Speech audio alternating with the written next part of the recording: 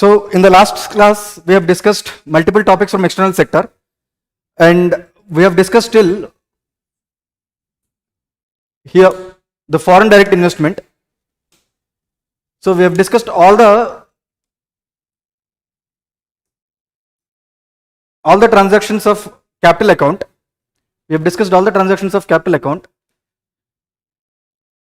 and there are two more topics which needs to be discussed from the external sector. Once they are done, we'll go to the next chapter, industry and service sector. Okay, so we are done with foreign investment. The next topic is net international investment position. So what is net international investment position? It is the difference between the external assets and liabilities of a country. External assets and liabilities. See, as we have discussed already, capital account contains all the transactions which create either asset or liability on either of the transacting parties, isn't it? So let's say foreign investment will have either outflow or inflow. This is an asset, whereas this is a liability. Okay. In the same way, external commercial borrowings, the borrowings given to a foreign customer by Indian banks is external commercial borrowing, considered as outgoing external commercial borrowing, whereas the external commercial borrowings raised by Indian company from the foreign sources is considered as inward external commercial borrowing. So depending upon outflow or inflow, either it is considered as asset or a liability on the transacting parties. The same thing, bank deposits. Okay. So if we tally all the external assets and all the external liabilities, the difference between these two aspects are considered as net internal investment position. Okay. Well, this net international investment position either can be positive or negative. It can be positive or negative. If it is positive, the country is a net creditor. The country is considered as net creditor. If it is negative, it is considered as net debtor. It is considered as net debtor. Okay. So, which means in this case, the rest of the world is depending upon Indian investment, whereas in this case, India is depending upon more on the investment coming from the rest of the world, not the other way around. Okay. So that's the only thing. It determines the depth of opening of financial sector of an economy. That's it. So all that you need to know is that right now the net international investment position is around $330 billion.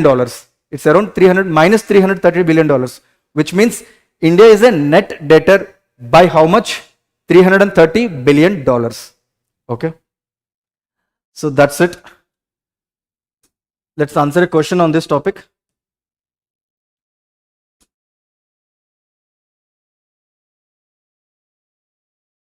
Okay. Next, external debt. As you have seen in the earlier slide, all the capital account transactions, most of the capital account transactions create liability. Especially some of the capital account transactions also create debt. So the debt is raised by all. See, whenever I say external debt, it means debt raised by all the stakeholders of an economy, like government, businesses, or individuals. Okay, or private individuals. So external debt raised by all of these stakeholders in an economy is considered as total external debt. However, this total external debt is divided into two types. One is sovereign external debt and other is non-sovereign external debt. See, as the name suggests, sovereign external debt refers to the debt raised by external debt. Sovereign external debt refers to the external debt raised by the government. Okay. What are the external debts raised by government? The loans raised by the government, against Consolidated Fund of India. Okay, loans raised by the government from the external sources against the Consolidated Fund of India is referred as external assistance on government account, or loans raised by the government. And FPI investments in government securities, all those foreign portfolio investments coming into the government securities is definitely considered as a sovereign debt. Okay, because they are investing in the debt instruments. And this is very important. SDR allocations by the International Monetary Fund, IMF, is also considered as external debt or sovereign external debt. Okay, why? See, SDR, special drawing right, is a reserve asset. It is a reserve asset created by the IMF, and it is allocated to all its member nations based on the proportion of their contribution towards the fund. Okay, they make these allocations from time to time as and when the IMF believes that there is a need for allocating more and more SDR to its members to take care of the balance of payment situations of its member countries. Okay, so this SDR allocated to any country is considered as its external debt. Okay, so this is something that you need to understand. So these are the components of sovereign external debt. Coming to the non-sovereign external debt, which means the debt raised by non-governmental agencies like the businesses and individuals. Okay, first and foremost, trade credit. What is trade credit? So the credit given to the importers or exporters during the time of trade is known as trade credit. Let's say an Indian importer is importing oil from the Gulf countries. Okay, but the payment is not paid immediately. The payment may take little bit of time. Probably it may take one month, 2 months, or 3 months. Till the time the delayed payment is considered as trade credit, which means an importer has imported the goods on credit. So that is also considered as external debt, non-sovereign external debt, which means it is indirectly a borrowing made by the importer from the exporter. Okay, till the time due payment is paid back, that is considered as trade credit, and it is a debt instrument. That is why it is considered as external debt, and that is non-sovereign external debt because it is raised by non-governmental organization. Okay, second, external commercial borrowings raised by the companies. Okay, and NRA deposits, all the deposits taken by the Indian banks, either in any account, NRE account, NRO account, or foreign currency non-resident accounts, foreign currency FCNR deposits, no matter what the kind of deposit it is also considered as non-sovereign external debt. So all these are come together to form total external debt. Okay, now the question is, which component is the major component of total external debt? Is it the sovereign external debt or non-sovereign external debt? Non-sovereign external debt is greater than sovereign external debt always. Okay, in India, sovereign external debt is always less than non-sovereign external debt, which means the debt raised by non-governmental entities like business and private individuals is much from external source is much more higher than the debt raised by the government from the external source. Okay, just look at the chart. See, India's stable external debt position and vulnerability indicators. So this is the external debt. It's around $680 billion as such. Okay, and external debt to GDP ratio is hardly 20%. So total external debt to GDP ratio is 20%. Okay, next let's solve some questions. Before that, let me ask you a question. Please answer that in the comment section. Is it possible for any Indian entity, either government or non-governmental entity, to raise external debt in Indian currency? Or is it always the external debt raised only in foreign currency? See, there is no thumb rule that external debt should only be raised in foreign currency. External debt can also be raised in Indian currency. Best example, right in front of your, this FPI investment in government securities. What is it? It is a debt raised in Indian currency. So all those foreign investors who are coming to India and investing in Indian government securities in the stock market, what are they doing? They are actually coming to India, converting their foreign currency into Indian currency and investing in Indian stock exchange in Indian currency. So in a way, we can raise external debt in local currency or Indian currency. Okay. The same thing with masala bonds. What are masala bonds?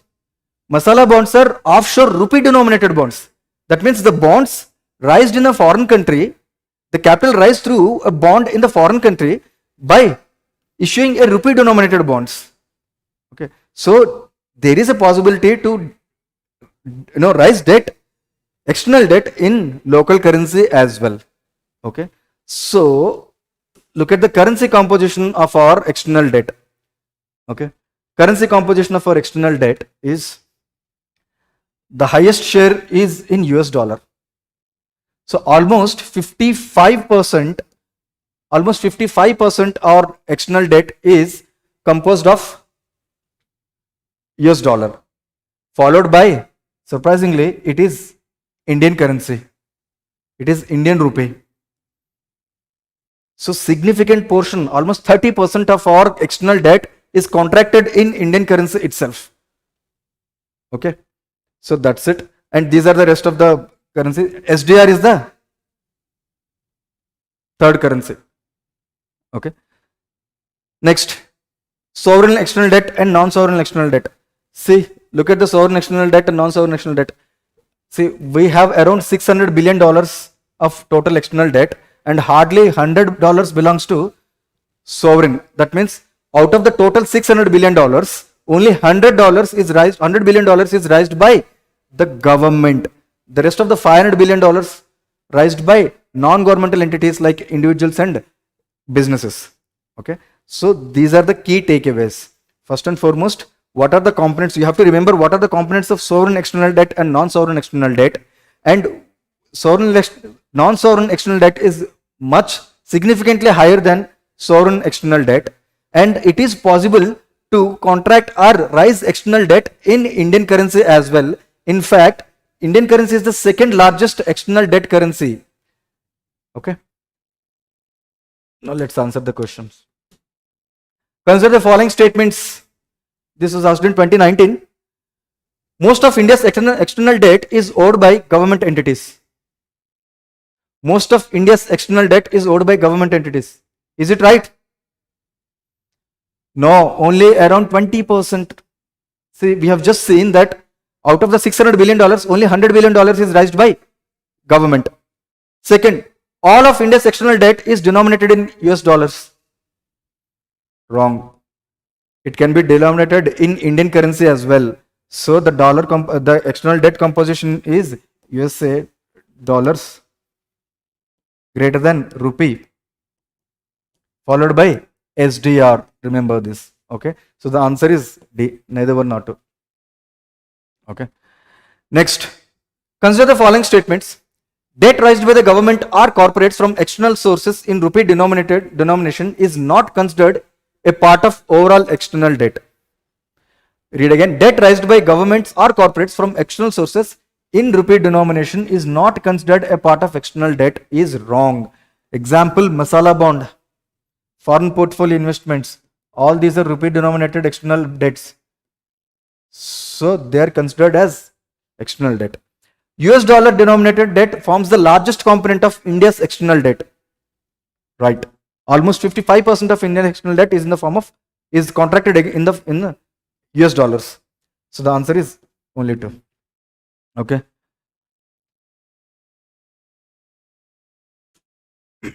Next, Forex reserves. See, just have a look at the balance of payments again. See, all the transactions depending upon if the inflows, if the current account inflows are more than current account outflows, we will have a current account surplus. If it is the other way around, which means current account outflows are more than current account inflows, we will have current account deficit. So this current account can either be current account balance can either be positive or negative. Can either be positive or negative. If it is positive, fine, we have current account surplus. If it is negative, which means in the case of current account deficit, this deficit needs to be compensated by capital account balance generally. The current account deficit should be compensated by the capital account balance. That means we should have surplus in the capital account. Then it may compensate the deficit in the current account. If it doesn't, we will have a negative balance of payment. So balance of payment can either be positive or negative. It depends upon the overall surplus or deficit of current account and capital account, isn't it? So in the case of positive balance of payment, the net effect is accretion of Forex reserves. Addition of Forex reserves. So fresh Forex reserves will be added to the country. On the other hand, if we have negative balance of payment, it results in depletion of Forex reserves. Depletion of Forex reserves.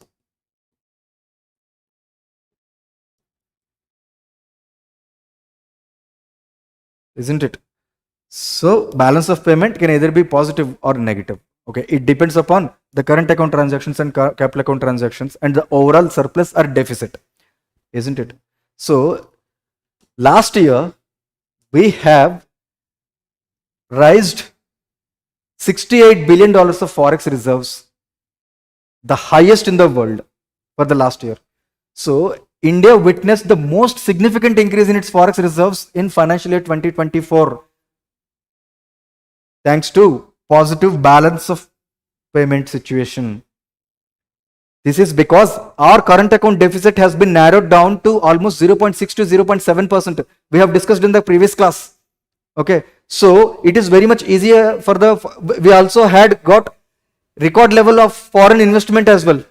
Foreign portfolio investment, we have got $44 billion of foreign portfolio investment apart from the foreign direct investment as well. So we have got good current account surplus which could easily overcome the narrow current account deficit, as a result of which we have a very significant balance of payment. We have a very positive balance of payment which resulted in accumulation of $68 billion of Forex reserves in Indian kitty. So this is the highest in the world for the last year. Okay, so just remember this fact. Let's solve some questions. Which of the following are components of Forex reserves of RBI? Forex reserves of RBI consists of foreign currency assets. Foreign currency assets. What do you mean by foreign currency assets? Either foreign currency or foreign currency denominated government securities of that particular country. So that means either it is dollar or dollar security or the US Treasury bond. Okay. Next, gold, SDR, special drawing rights, and RTP, reserve transportation with IMF. So these are the four components of Forex reserves of any country. Okay. So now let's see which of the following are components of Forex reserves of RBI. Foreign currency assets S, gold S, special drawing rights S, reserve transportation with IMF S. The answer is D. Which one of the following is the major constituent of the Indian Forex reserve? It is always the Forex currency asset. It is always Forex currency asset greater than gold or SDR and RTP. Sometimes they keep on changing these two. With the latest allocation of SDR by the IMF recently, these positions have been changed and they keep on changing, but it is always the foreign currency asset that is the largest component of the total Forex reserves. Okay. Which of the following may increase Forex reserves of a country? Answer this question. Which of the following may increase Forex reserves of a country? Increasing imports increasing FPI outflows, increasing external commercial borrowings, increasing outward remittances. Which of the following increase forex reserves?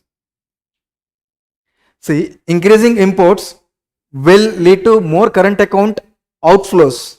So that will widen the current account deficit, which may eventually impact balance of payment. So this is not going to increase the forex reserves. Obviously, increasing imports is not the right. Increasing FPI outflows is also going to deplete our forex reserves, but not. External commercial borrowings, yes. External commercial borrowings, if we raise more and more external commercial borrowings, that will definitely increase the forex reserves. It doesn't matter how these forex reserves are being raised. Either they are debt creating or non-debt creating. But this is the case. Increasing outward remittances, obviously not. Okay. The last question. Which of the following may deplete India's forex reserves? FPI inflows? Definitely no. FPI inflows will accumulate forex reserves. RBI intervention to control depreciation of rupee. Is it? We'll come back to that. Let's answer the third thing. Increasing FCNR deposits. FCNR deposits are non-resident deposits. Non-resident deposits are going to increase the forex reserves. Okay, whenever we don't have enough forex reserves, government reduces the restrictions on FCNR deposits to attract more and more foreign deposits actually. So this is also not true. So look at the statement B. RBI's intervention to control depreciation of rupee. See, as such, our currency exchange rate is market determined. It is based on the demand and supply in the market. Okay. So as a result of which, Indian currency exchange rate may be pretty volatile. One day it might be $1 equal to 70 rupees, and the next day it might be $1 equal to 80 rupees. So to reduce this volatility, see, over appreciation and over depreciation, either of these two is not good actually. So gradual depreciation or gradual depreciation is also fine, but this volatility is not good for the economy. To control this volatility, RBI try to intervene in the global currency exchange market from time to time, or forex market from time to time. So to control the volatility, either it purchases the dollars or it releases the dollars. Okay. Sometimes it has to purchase the dollars. It has to purchase Indian rupee and release dollars in the market so as to change the demand supply dynamics of the dollar versus rupee. So when dollar value is being depreciated, RBI tries to sell dollars in the market and purchase rupees from the market by increasing the supply of the dollars, so that reducing the demand for the dollar in the market. So this kind of intervention will definitely reduce RBI's the forex reserves. This happened in the financial year 2022. If you remember, in the financial year 2022, Indian rupee declined by almost 10%, and RBI had to spend $100 billion to stabilize the rupee volatility. So that has resulted in depletion of forex reserves. So the answer is B. Okay. So that's it with the external sector. So we have discussed almost all the prelims related topics from the external sector. Now let's start industry. As such, you find mostly mains related topics. Okay. So we'll discuss prelims questions as and when we find it necessary. Okay. So most of the topics that we're going to discuss are going to come under these syllabus points of GS paper 3. So we'll solve mains questions and some of the prelims questions as and where there is requirement. Okay. So industry. What is industrial sector? What sectors come under industry? See, whenever we say that industry, we almost think of manufacturing as the only sector under industry, but it is not just the manufacturing sector. It's much more beyond that. See, it also includes mining industry. See, the industry has nothing to do with primary, secondary and tertiary sector. Industry is industry. So it may include some of the sectors of primary and tertiary as well. So as such, mining belongs to the primary sector, but itself is an industry. Mining industry, manufacturing, of course, electricity, gas, and other utility provision, that is also an industry, and construction industry. So these are the major categories of industry. Okay. So what is the share of manufacturing is the highest in the total industrial sector. Okay. Now look at the share of industrial sector in total GDP. It is 17.1%, 18.4, 18.5, 16.9, which is almost 17, and again 17.3. So if you can see, the share of manufacturing sector as a part of GDP has always been constant or stagnated. Okay. So this is a takeaway, key takeaway. The overall contribution of industry as a whole is 30% of the GDP. But if you talk about manufacturing alone, it is hardly around 17% of the total GDP. Okay. Now, to start with, the industrial policies and schemes that were mentioned in the economic survey.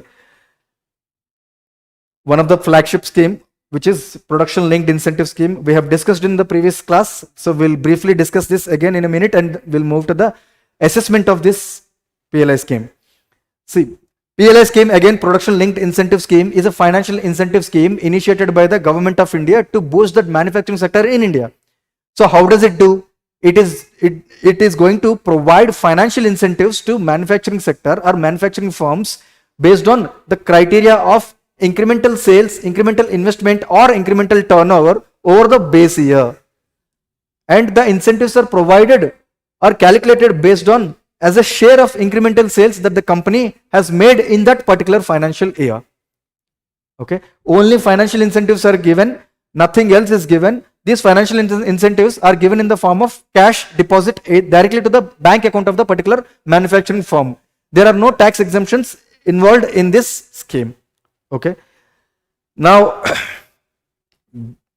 production linked incentive schemes, financial incentives are given for a period of 5 years.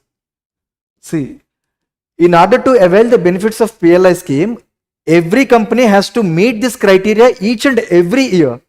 If it cannot meet the criteria in that particular year, it fails to receive the benefits under the scheme. So it has to meet these incremental sales, incremental investment, or incremental turnover or production every year. Okay. So it has been extended to almost 14 sectors by this. It has been almost 4 years. So it is right time for a fair assessment of this scheme. Okay.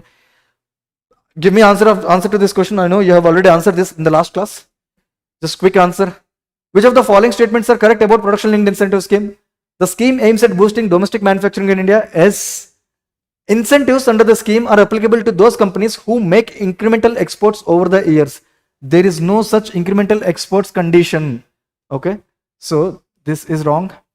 The scheme is applicable to only domestic companies. Again, wrong. The scheme is applicable to both domestic and foreign companies, because attracting foreign investment is one of the foremost objectives of this scheme.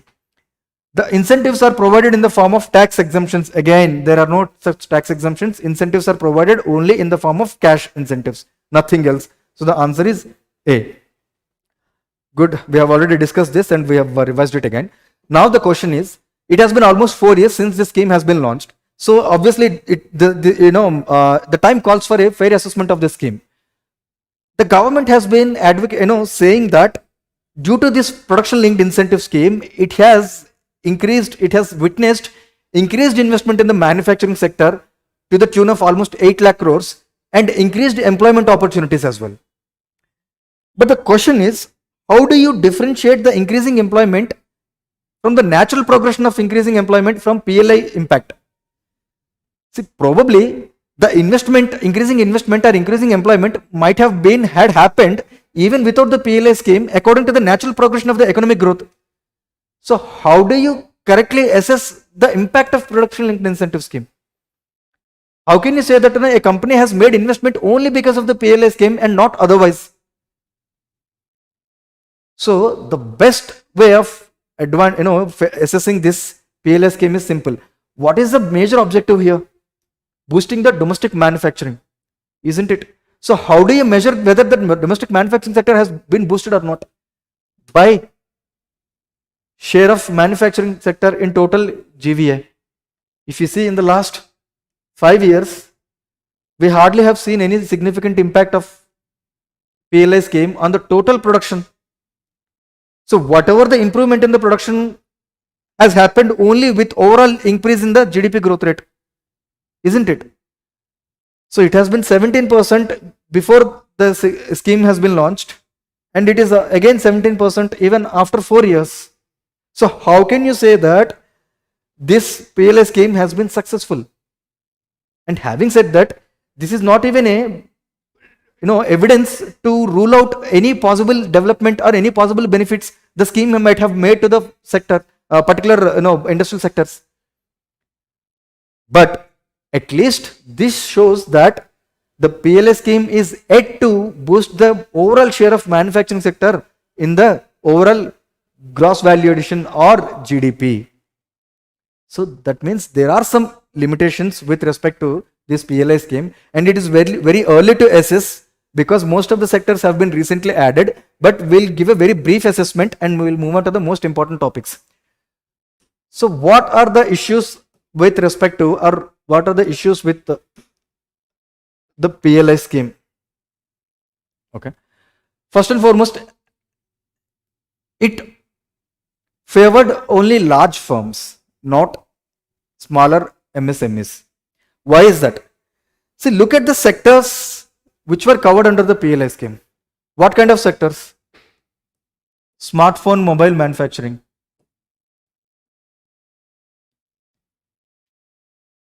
And steel, electronic components, automobiles.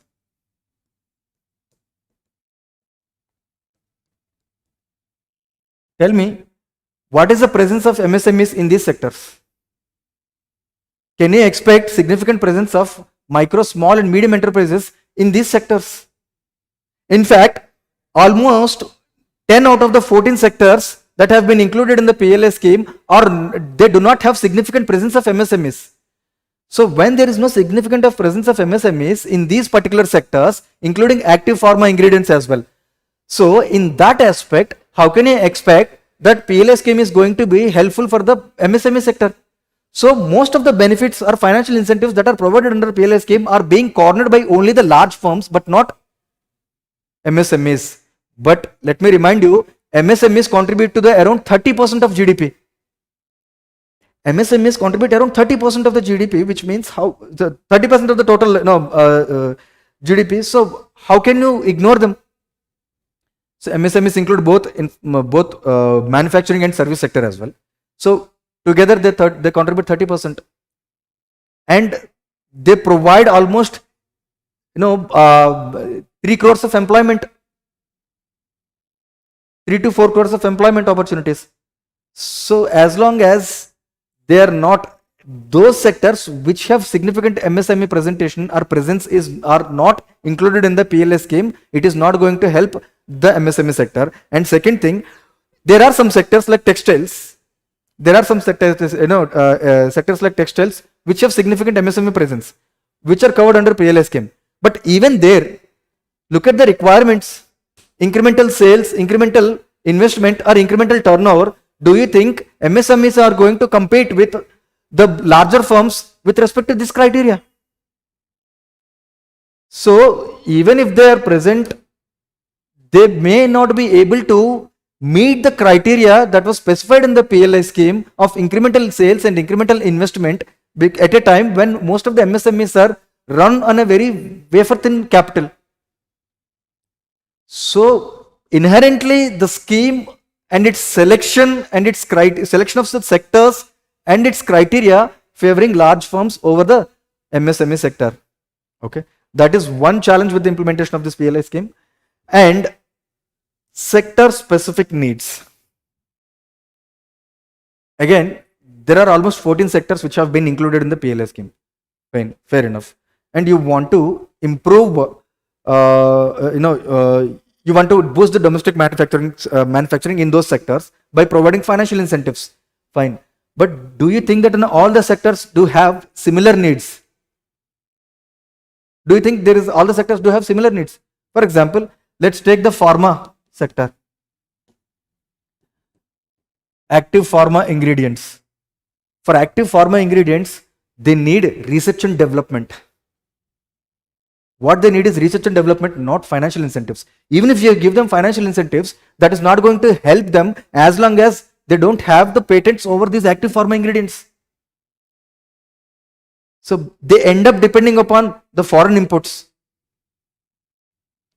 Already generic medicine, Indian generic medicine is pretty competitive. The real issue is active pharma ingredient. So how much of investment is made in the R&D? That is important. How much of investment is given by the government? How much of viability gap funding is given by the government? That is important. Let's take the case of smartphone mobile manufacturing company. Mobile phone manufacturing. You say that increasing investment and increasing sales are the requirements for any manufacturing firm to avail the benefits of the PLI scheme. But the problem is, do you think increasing mobile manufacturing is going to make us less dependent on imports from the China? No, because the inputs of the mobile phone, the processors are still imported, isn't it? In the same way, textile sector or defense, each and every sector has specific needs, but ignoring the specific requirements of the industry, we are trying to address their issues with one size fits all approach of providing financial incentives. That's it. It has become a magic wand. If you want to boost the infrastructure, if you want to boost the domestic manufacturing, just give financial incentives. That's it. So that is not going to help the domestic manufacturing sector as a whole, as long as you meet or you address the industry or the sector specific needs of particular industry. Just like how pharma needs research and development, how mobile phone manufacturing needs something else. The improvement in the semiconductors. Okay. Next, this. See, again coming back to the objective of what is the purpose of the PLI scheme? To improve the domestic manufacturing. But why are we giving financial incentives? What is the logic behind giving financial incentives? See, the logic is to overcome the cost disabilities experienced by Indian manufacturing sector. What are these cost disabilities? In India, the cost of financing is high.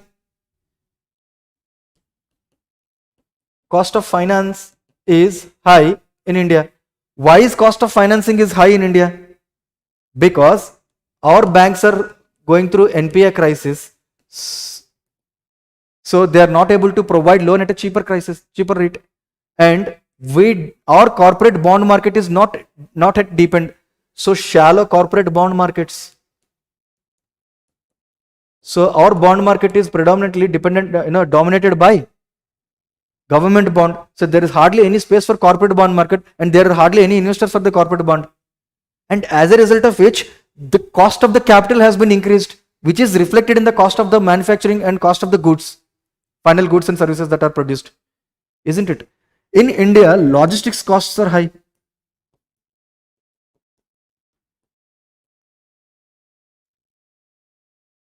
According to the economic survey, 18% of the total GDP goes towards logistics costs. That means out of all the value, for each and every 100 rupees value that is being produced, 18 rupees is going towards logistics cost only. So how can you expect Indian manufacturing industry to flourish and make our products competitive in the global market, especially when logistics costs are so high? Isn't it? So these kind of cost disabilities are there, and that is why Indian domestic manufacturing products are not able to compete in the global market. So to overcome these cost disabilities or cost inefficiencies, government has started giving financial incentives. But don't you think that is just a palliative care? How come providing financial incentives is going to address these structural issues? Giving financial incentives is only going to give the temporary relief, or it is going to be a palliative care instead of diagnosing the root causes of the problem. So this is the issue. Address the structural issues. Okay. And one more problem with this is it may breeds inefficiency. We may go back into the pre-LPJ era. Why? We are actually protecting our manufacturing industry by artificially making them competitive by providing them financial incentives. As long as these financial incentives are provided, they're going to be fine. But if the structural issues are unaddressed, let's say the PLS scheme is there only for 5 years. After 5 years, they become uncompetitive as again. How can you expect the domestic manufacturing to flourish after 5 years, after you withdraw the benefits given to the all the 14 sectors under PLI scheme, if you are not addressing the structural issues? So it may increase the dependency over government subsidies.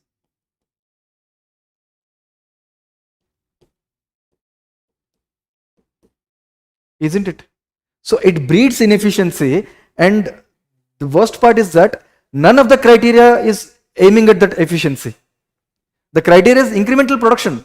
It doesn't matter how are you producing, and it doesn't matter how much of inputs are being consumed to produce the same that level of production. So no incentive to improve efficiency, because the criteria is talking about increasing investment, increasing production, and increasing sales. How is it happening? That has not been mentioned. That is not even a criteria,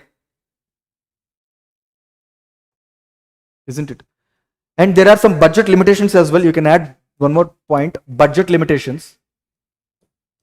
See, when this scheme was conceived, it said that 1.97 lakh crores, 1.97 lakh crores of budget has been allocated for this scheme. But in the last 4 years, the sectors have only been increased.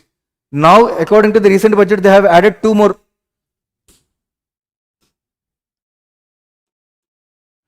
According to the recent budget, they have added two more sectors. Okay, so now there are around six sectors. Okay, so 16 sectors under PLI scheme, which means the existing budget is not going to be sufficient to meet the requirement of all the 16 sectors. Okay, that's it. So these are the challenges associated with the implementation of PLI scheme. Okay, just give me a second.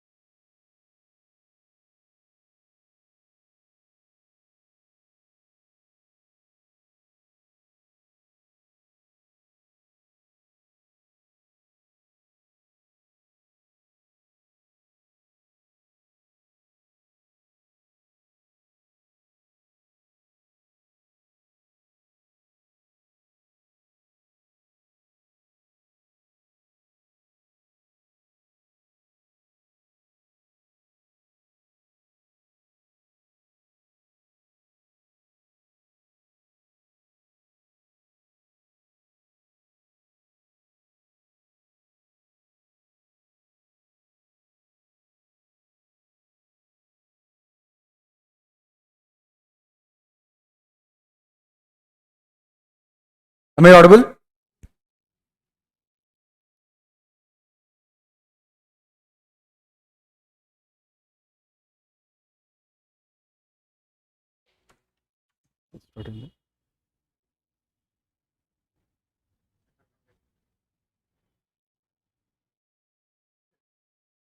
Okay.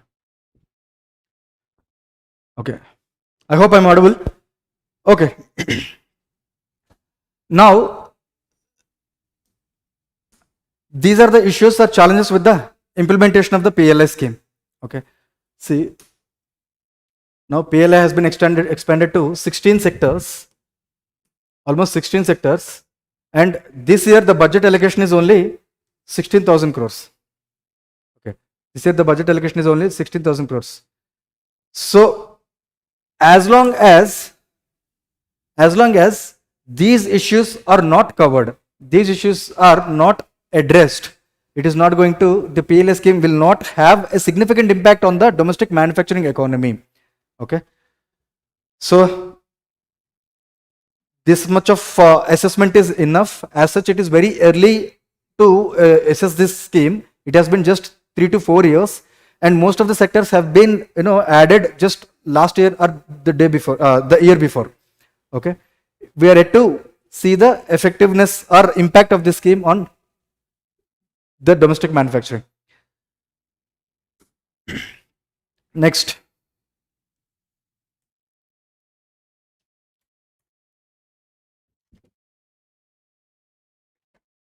అక్కడేం కనిపించట్లేదు నాకు.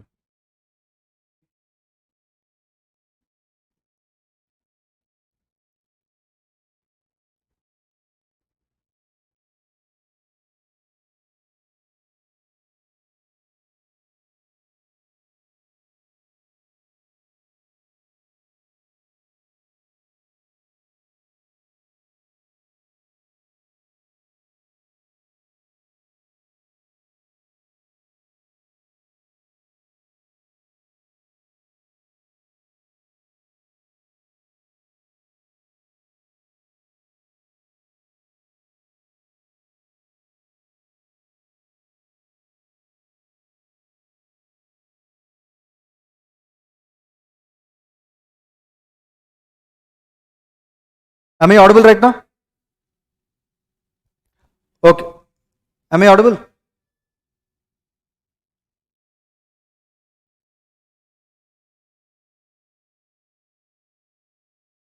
I hope I'm audible now. Yes. Okay. Okay. Now, as such, economic survey has given information, detailed information about performance of each and every sector, each and every industrial sector, but most of that information is not very much relevant from the point of view of exam. Okay. But there is one sector which has caught my attention, which I believe that is very much relevant for GS paper 3 mains. Okay. So that is coal sector. So with respect to the coal sector, economic survey has advocated government to balance the dependency of the coal with its environmental goals. So how are we going to do it, and all these things we are going to discuss, and we'll have 2 questions with respect to this topic as well. 2 mains questions with respect to this topic as well.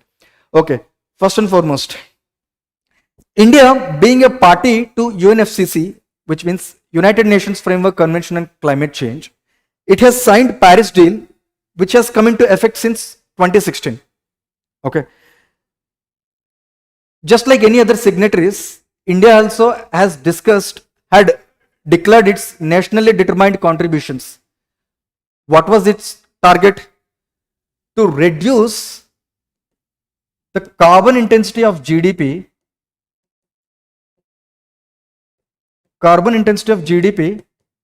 by 35% by the year 2030. This is huge. We have to reduce our carbon intensity by 35% based on the base year. The base year is 2005. Okay, on the base levels of 2005 within 2030. And this can be achieved only by replacing our fossil fuels with non-fossil fuels, with renewable energy, isn't it? But is it possible? Is it possible in the next decade or at least by 2030? As such, is it possible to replace the fossil fuels completely, especially coal? In fact, government has declared in the parliament that India's dependency on coal is very high, and as a result of which it is impossible to phase out the coal at least in the next decade. So first of all, let's discuss why coal is so indispensable to Indian economy. Okay.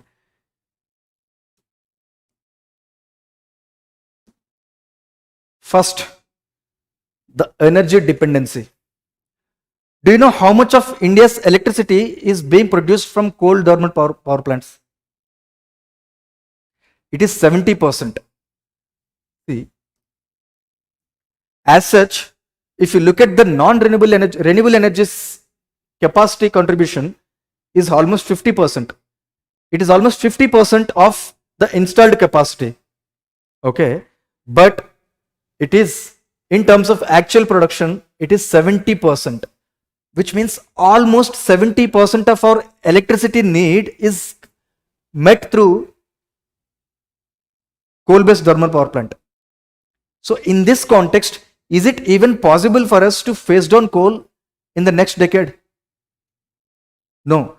The sheer reliance of coal for energy dependency is itself a very cause of concern, and which made coal very indispensable to the Indian economy with rising energy needs.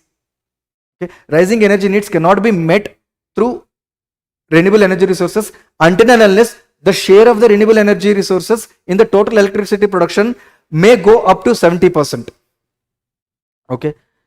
Next, the contribution to the railway freight. It's pretty interesting. Let's see. The contribution to the railway freight. See, coal is the major transported item in the railway by the railways. Okay. It accounts for almost 50% of the railway freight. Just imagine, almost 50% of the railway freight revenues are coming from transporting only one good, that is coal. So we have seen that the coal consumption, we have seen that only the capital goods are being transported by the trains, and that too like coal, cement, steel, and fast moving consumer goods have shifted to the road network because of its faster nature. Okay. Now, if we phase out coal, or if we phase down the coal in the next decade, this is going to have a very significant impact on the railway revenues. As of now, the operation ratio of railways is around 98 to 99%. 98 to 99%, isn't it? So what is operating ratio? So 98 or 99% of operating ratio means out of every 100 rupee revenue that is generated by the Indian Railways, 98 to 99 rupees are going to meet the day-to-day operational needs, and hardly 1 rupee is left for any capital expenditure. If we reduce this railway freight revenue, this operation ratio is going to be increased beyond 100, which means railway have to start borrowing to meet its operational requirements. We know that there has been cross subsidization. So to provide the cheaper benefit, to provide the cheaper railway passenger tariffs, we have started increasing the revenues, and now that we are only dependent upon one product because of this cross subsidization, even after this, with phase down of coal, we are going to give a financial burden to the railways. Okay. Next, its contribution towards the government revenues. Okay. Government revenues. So how come coal sector is giving to government revenues? See, all the mining companies pay royalty to the governments. Royalty to the state government, isn't it?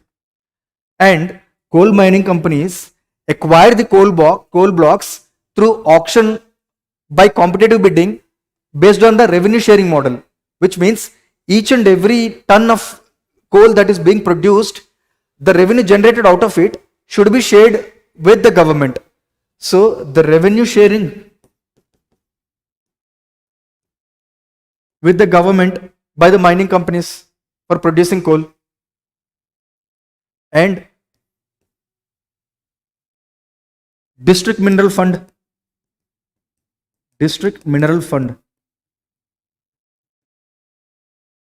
So there is district mineral foundation, and each and every mining company has to provide 10% of its royalty amount to this district mineral fund, which will take up the activities like welfare activities in that particular district in which displacement has been made because of mining operations,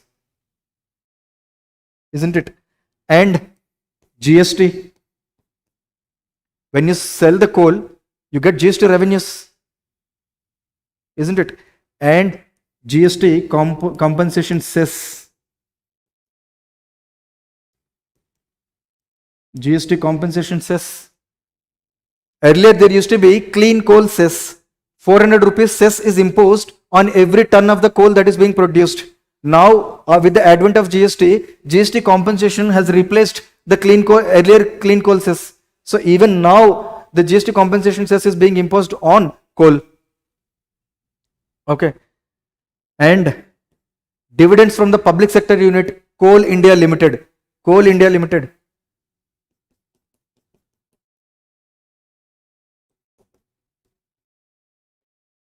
Coal India Limited is a very profitable company. It is one of the few profitable companies India has right now. And it provides huge revenues to the government. Just look at the sources of revenue to the government from the coal sector, isn't it? So with phase down of coal, government may lose out on these revenues. So that is why coal is still very indispensable and important for Indian economy. Okay. Employment opportunities.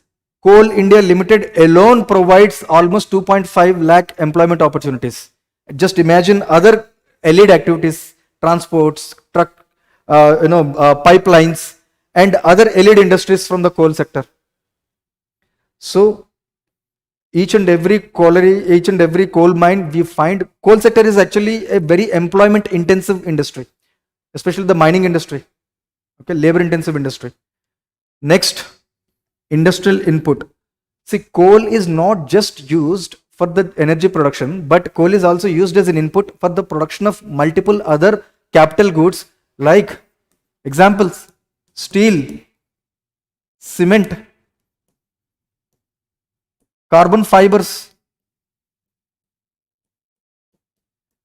So coal is used as an industrial input in multiple other industries or multiple other manufacturing industries. So coal is just not a source of energy. So if coal has to be phased down, we have to end up depending upon the imports for these strategic industries, for all the capital goods. So these are the reasons why coal has become indispensable to the Indian economy. Now, coming back to the question, if coal is so important to Indian economy, how are we going to balance our environmental goals with economic objectives? Technology. What technology? Coal gasification technology is the solution. Economic Survey said, please expedite the efforts to turn the coal, to make a transition from coal-based economy to coal gasification-based economy. So let's discuss briefly, let's not go deeper into the technology. We'll discuss briefly what coal gasification technology is, what are its benefits, and how to make this coal gasification technology more commercially viable in Indian economy so that we can balance both environmental goals and economic objectives of India. Okay. So, coal gasification. What is coal gasification? Coal gasification refers to the process of converting coal into a fuel gas known as synthetic gas. Okay. How is it done? when coal is reacted or burnt with at high temperature, exposing to oxygen and steam, it produces a gas known as synthetic gas. A gas known as synthetic gas. It comprises of predominantly carbon monoxide and hydrogen, predominantly. Okay. Of course, it comprises of other impurities such as CO2, sulfur, and particulate matter. Particulate matter, because coal contains all these things: carbon, sulfur, particulate matter. Okay, but after this coal is turned into synthetic gas, these impurities are removed through a filtering process.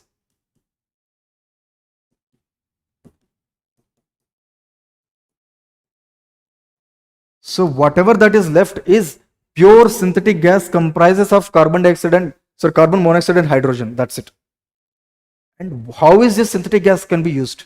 See, this carbon dioxide is actually sequestered, and sulfur and particulate matter are removed through different clearing process, filtering mechanism.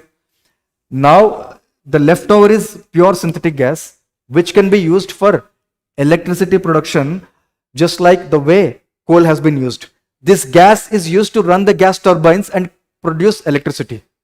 And this is carbon intensity of synthetic gas based electricity production is much lesser than the carbon intensity of coal based thermal power plants. This is also a thermal power plant, but gas is being used and all the impurities have been removed already.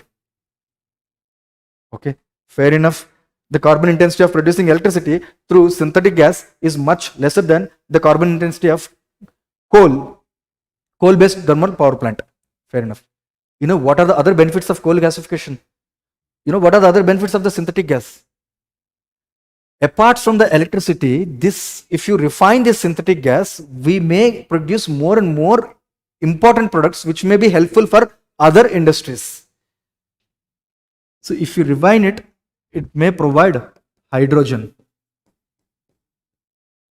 Hydrogen itself is a fuel, isn't it? At a time when India wants to promote hydrogen based economy, producing hydrogen, cheaper hydrogen through a refined process of coal gas or synthetic gas makes really a sense, isn't it?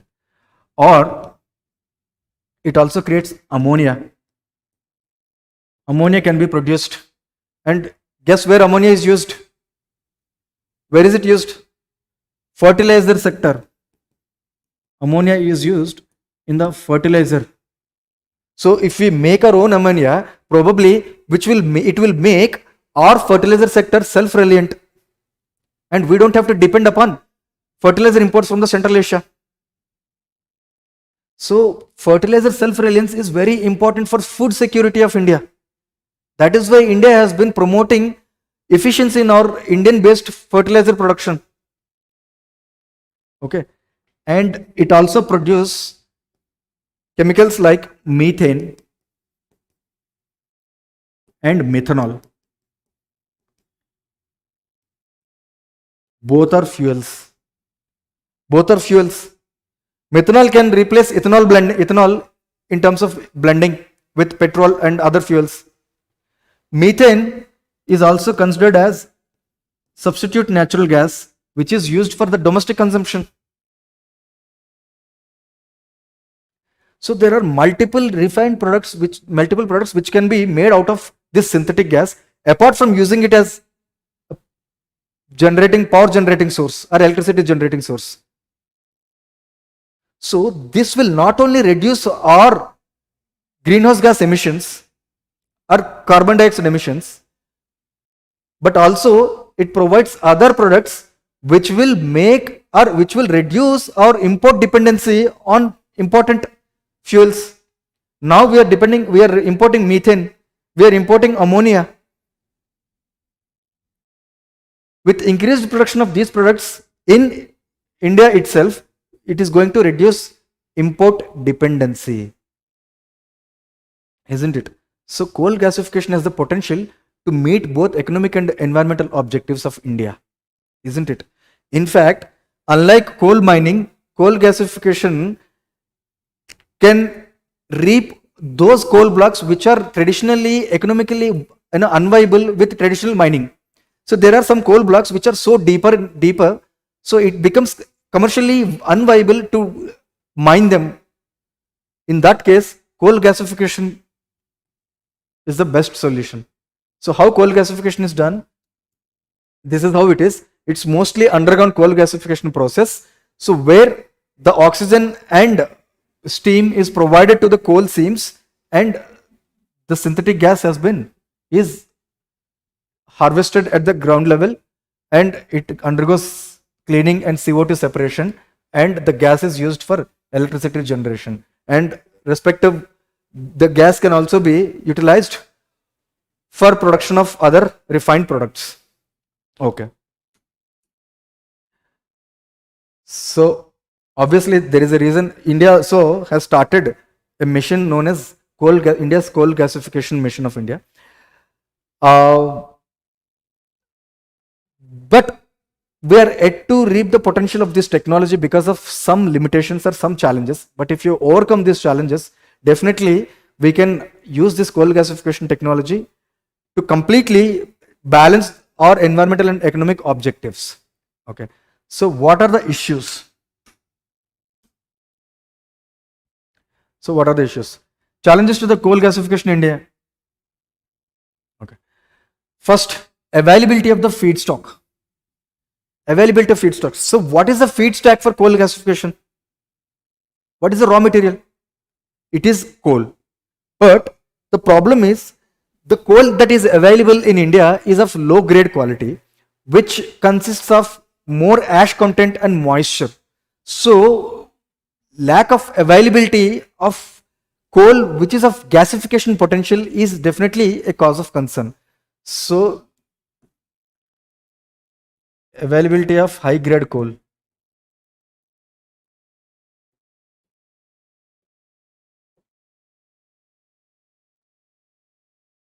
This is a cause of concern.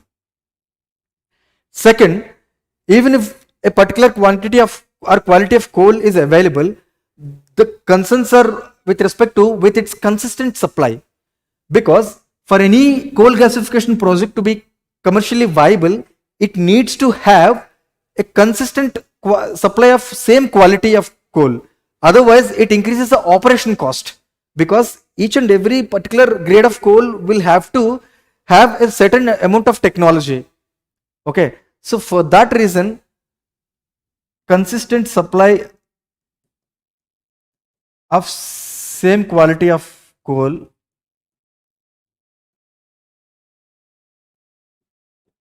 is again a problem, because if the coal gasification projects rely on the market, from if they try to procure coal from different sources, that will only increase their operation cost because of lack of consistent supply of same quality of coal. Okay, so this is the major concern for coal gasification projects. Okay, and high capital requirements, very high capital requirements. What are those requirements? First of all, land. See, most of these coal gasification projects are underground projects and pithead projects. So, for example, if this is the coal bed, they have to procure exactly a very significant amount of the land on the ground, because most of the coal gasification projects are pithead projects. Okay, they're in situ projects. They produce coal gasification right on the coal bed, right above the coal bed. So wherever the coal blocks are available, they have to procure huge amount of land, not just for producing electricity, but also removing the impurities and sequestering the carbon dioxide as well. They may need more amount of land. Okay, so for land they need too much of capital in India, where the land procurement is very cumbersome. Okay, and not only that, see, apart from the synthetic out of the synthetic gas, what are the refinery products, or what are the byproducts that can be made? Ammonia, methane, and hydrogen. So we need different pipelines for different products. See, hydrogen is highly combustible. it needs a completely different infrastructure to transport that product to the market. The same way, methane is highly corrosive, so it needs a different pipeline. So we need different pipeline for different byproduct to transport these byproducts to the market. So huge investment on pipeline infrastructure.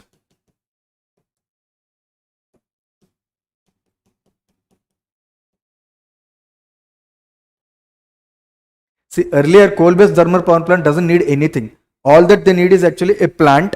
They burn the coal, they run the turbines, and they produce electricity. And that electricity is transported to the market through transmission line till the discom.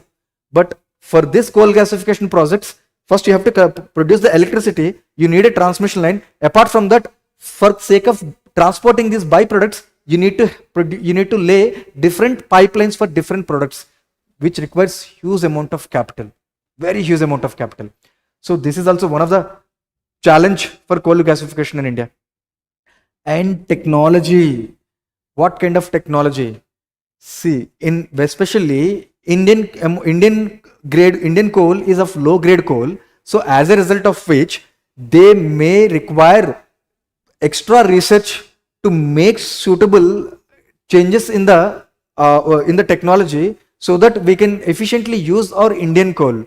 See, the biggest problem with coal gasification is actually the conversion efficiency. We have to achieve conversion efficiency. What is conversion efficiency? Which means the coal gas that is produced out of coal should able to produce the same amount of energy like the coal used to produce. So if we fail to achieve this conversion efficiency, it doesn't make any sense, because it will only increase the cost of producing the electricity. So then people will not find it very worthwhile to produce electricity or purchase electricity produced from the coal gasification plants. So the key is to achieve this conversion efficiency. Okay.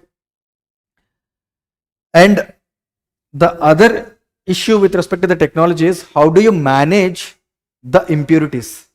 How do you sequester the carbon dioxide? So management of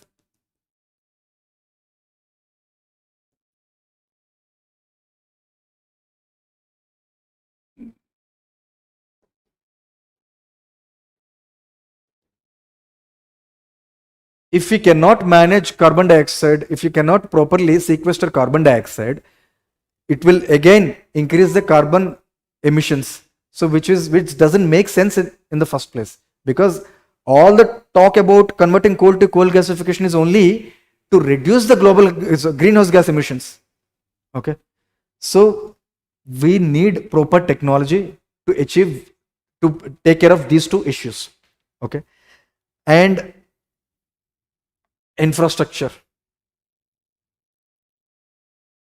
Proper infrastructure is required for transporting the electricity, as well as I said, huge pipeline infrastructure is required for transporting the byproducts as well.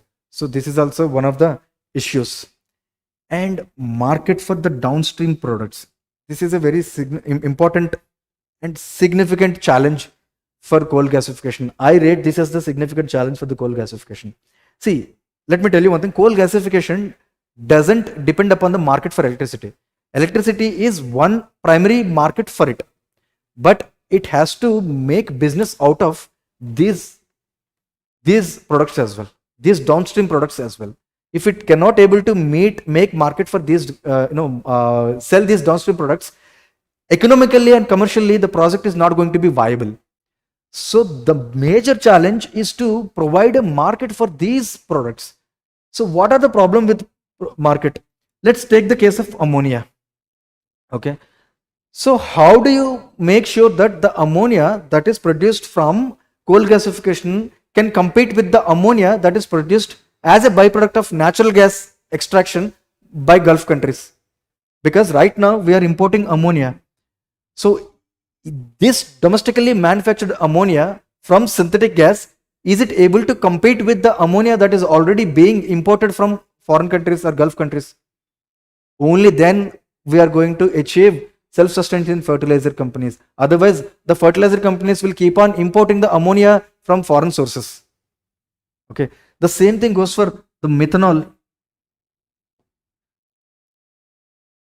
how do you make sure that the methanol that is produced is going to compete with the methanol that is being imported from the foreign countries? Because all these products, methanol or ammonia, are easily produced by the oil rich countries during their process of fractional distillation and other refinery process.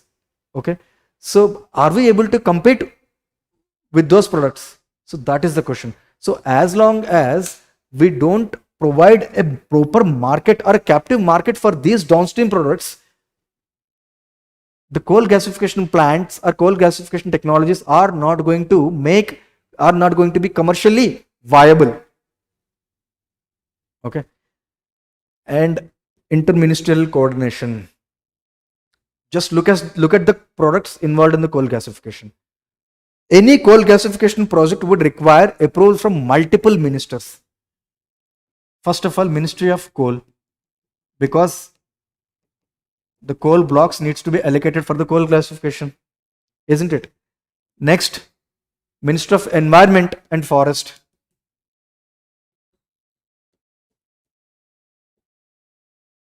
For establishing the coal gasification project on the pit head. And Ministry of Chemicals and Fertilizers, because you are producing ammonia and hydrogen. Ministry of Petroleum and Natural Gas. So as long as any coal gasification project requires multiple approval from multiple ministries, and also it requires concerted efforts of all these ministers to provide or to promote coal gasification technology in India, or to make it more commercially viable in India. Okay, so these are the challenges with respect to the coal gasification in India. So availability of the feedstock, huge capital requirements, the technology, and developing the market for downstream products, and interministerial coordination. These are the challenges. If these challenges are to be overcome, we have to take certain steps. What are they?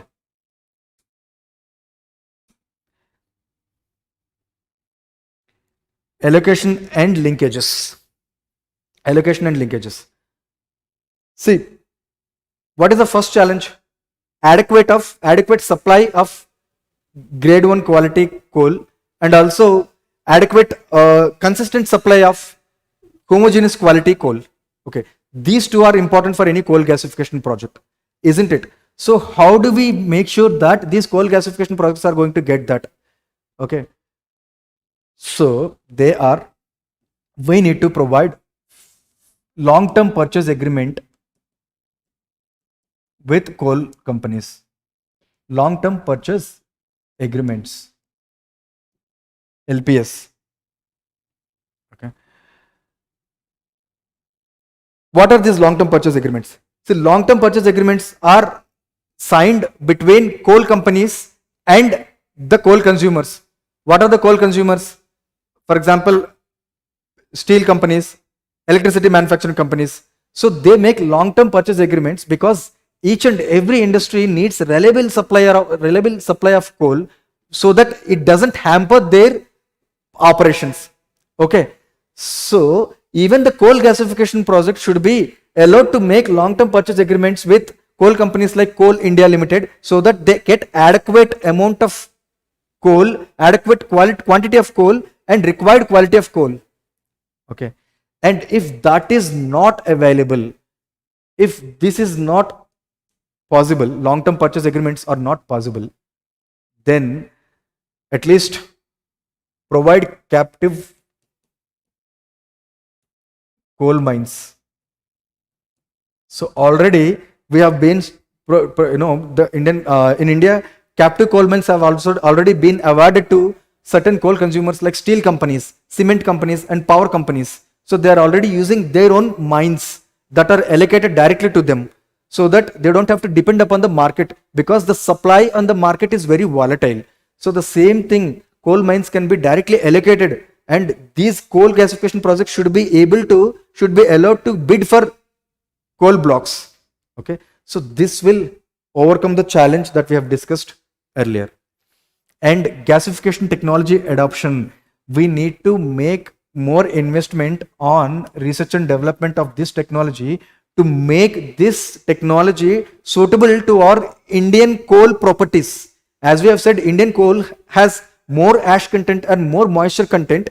To make sure that the coal, to make sure that the conversion efficiency is not lost after turning the coal into coal gas, we need to make proper technological evolutions by making required investment in the research and development. Okay, and providing a developing market for the downstream products. So tell me, how are you going to develop market for these downstream products? See, first of all, give tax subsidies to those products which are being produced. Tax subsidies on downstream products. So for example, let's take the case of ammonia.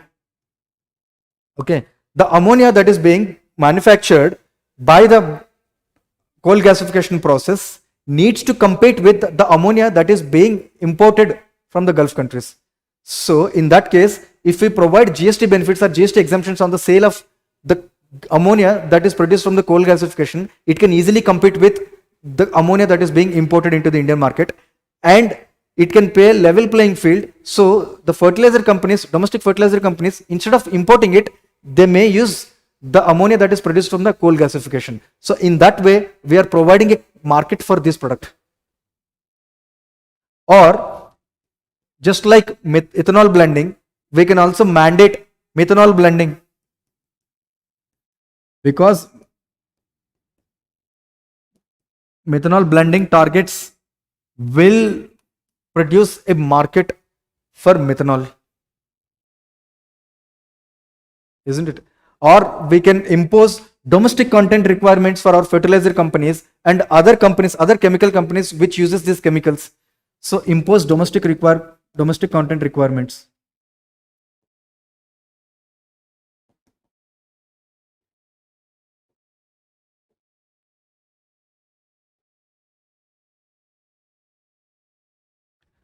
So these are the ways how you can provide market, to the downstream products, isn't it?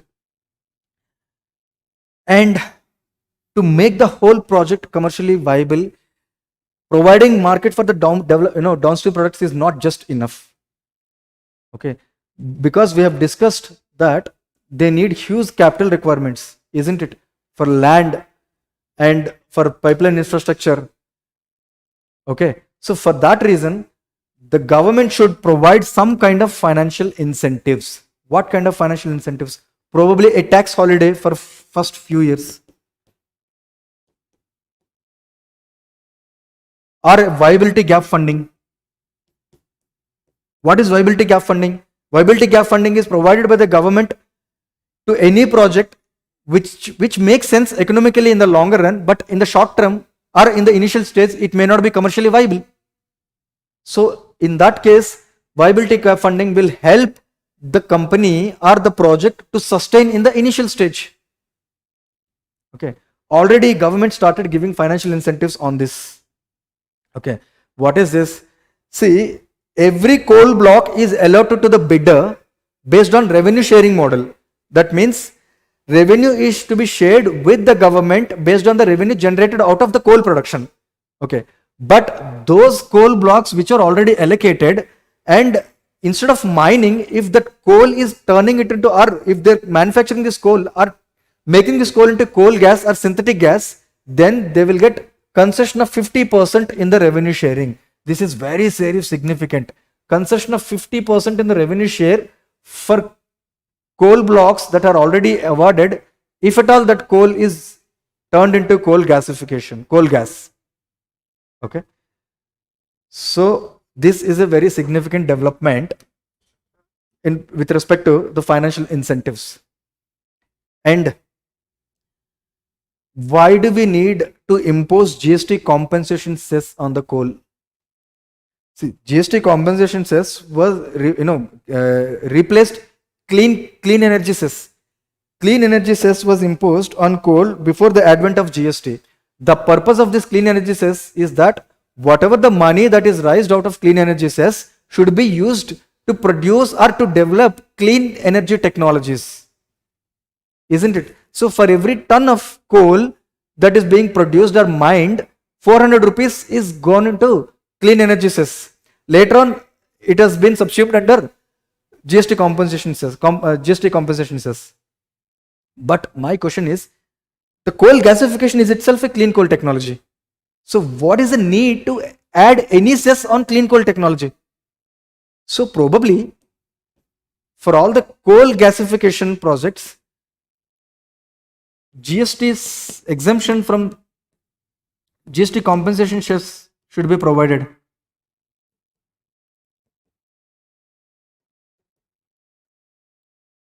So even the GST compensation cess is going to be it is temporary, but later on they will come up with some other cess to replace this GST compensation cess. So my point is that there should not be any cess because coal gasification itself is a clean coal technology, clean energy technology. So there is no point of imposing any cess. So they should consider exempting the coal gasification projects from any GST compensation cess. So these are the kind of financial incentives that needs to be delivered to make sure the coal gasification projects are commercially viable. Okay, and single window clearance system so that the coal gasification projects doesn't need to take multiple approvals from multiple ministries, so that it overcome the challenge of interministerial coordination. That's it. If we come across, if these steps are taken together, it will definitely improve or make sure that coal gasification projects are commercially viable, and it will eventually help India in achieving the right balance between achieving environmental goals and economic objectives. That's it. Okay. This is not going to make any dent on the government revenues. Government will keep on getting the same kind of revenues that earlier coal sector used to give, because government will still give coal blocks have to be given to somebody, right? Even for the coal gasification projects. So they will keep on getting the royalties. Whatever the coal gas that is being sold, GST is imposed on the such coal gas. Okay. Same district mineral foundation contributions will be given by the same coal gasification projects. So it's not going to change anything in terms of the revenue to the government, either taxable revenues or non-tax revenues. So even in terms of the potential, in terms of employment also, it is going to give enough employment, because these many downstream products are being produced, and pipelines required for them, lot of infrastructure is required, so it will provide direct and indirect employment opportunities. So in any way, coal gasification is a better alternative to direct coal. Okay. Now you can answer these two questions. Despite continued efforts to phase out coal, it remains indispensable to the Indian economy. In this context, explain how the technology of coal gasification can address the environmental and economic challenges associated with India's continued coal dependency. In the first slide, we have discussed why coal is indispensable to the Indian economy, because of its energy, not only energy, but also economic contributions in terms of revenue to the government, in terms of employment opportunities, and in terms of its significant contribution to the other industries like cement, steel, and carbon fibers. Okay. So that is the answer that you need to give in the first part of this answer. And what are the environmental and economic challenges? How is it going to overcome or address the environmental and economic challenges? It says that in the coal gasification is going to be less carbon intensive, and also it is going to provide other downstream products, which will also help in achieving India's march towards reducing greenhouse gas emissions, because hydrogen, methanol, all these are clean fuels compared to the carbon and other traditional fossil fuels. And also these products are also going to be useful in the other manufacturing sectors and reduce our dependency on imports for key inputs in these sectors like fertilizers. So that would be the answer. Okay. So try answering this question. And next, what are the key challenges associated with transition to coal gasification in India, and suggest suitable policy measures to make it commercially viable in India?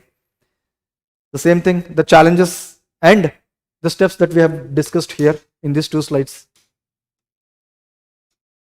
This and this. Okay. So that is one thing. So that with that we are done with the coal sector. Next important topic is MSME. MSME sector. Very important for both prelims and mains. For prelims, you may come across questions on initiatives taken by the government for the betterment of MSME sector, and in the mains, we have witnessed questions every other year. Okay. Let's see what economic survey has talked about MSME. But before that, how do you define micro, small, and medium enterprise? So there is a category, there is a criteria for it. This criteria this is a revised definition which was introduced in the 2020 according to the amendment to the MSME Development Act 2006. The original act is MSME Development Act 2006, and the definition has been amended in 2020. Okay. According to the revised definition, see, earlier for MSME sector, the definition was, or the criteria was different from manufacturing and service sector. Now they have done away with these two, that differentiation. So any firm, irrespective of manufacturing or service sector firm, any firm whose investment is up to 1 crore and its turnover is 5 crores, that is considered as micro enterprise. That is considered as micro enterprise. And any firm whose investment is up to 10 crores, not exceeding 10 crores, and turnover not exceeding 50 crores is considered as small enterprise. Okay. And any firm whose investment is not exceeding 50 crores and whose turnover is not exceeding 250 crores is considered as medium enterprise. See, here they have to meet both the criteria. It is not investment or turnover, both investment and turnover. So they have to meet both the criteria, and there is no differentiation between manufacturer, service, MSME. Any MSME which meets this investment and turnover criteria will be categorized accordingly, respectively. Okay. Now, see, every economic survey in every year give proper emphasis on MSME sector. Not just economic survey, even the budget also. This year budget has given good emphasis on MSME sector. Why is it MSME sector so important to India? What is the relevance or what is the significance of MSME sector? Yes, give me hints in the comment section.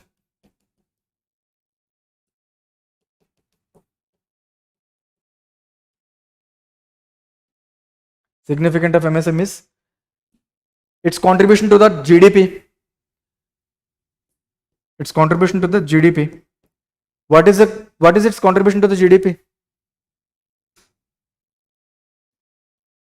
See, share of MSMEs GVA in the total GDP is around 30%. It is around 30% of GDP. Okay. In terms of exports, it is around 45%. In terms of exports, it is 45%. Okay. In terms of employment, it is 62%. That is the significance of MSME, and that is why government give very much emphasis on MSME sector. So it is GDP, its contribution to the GDP and employment, and also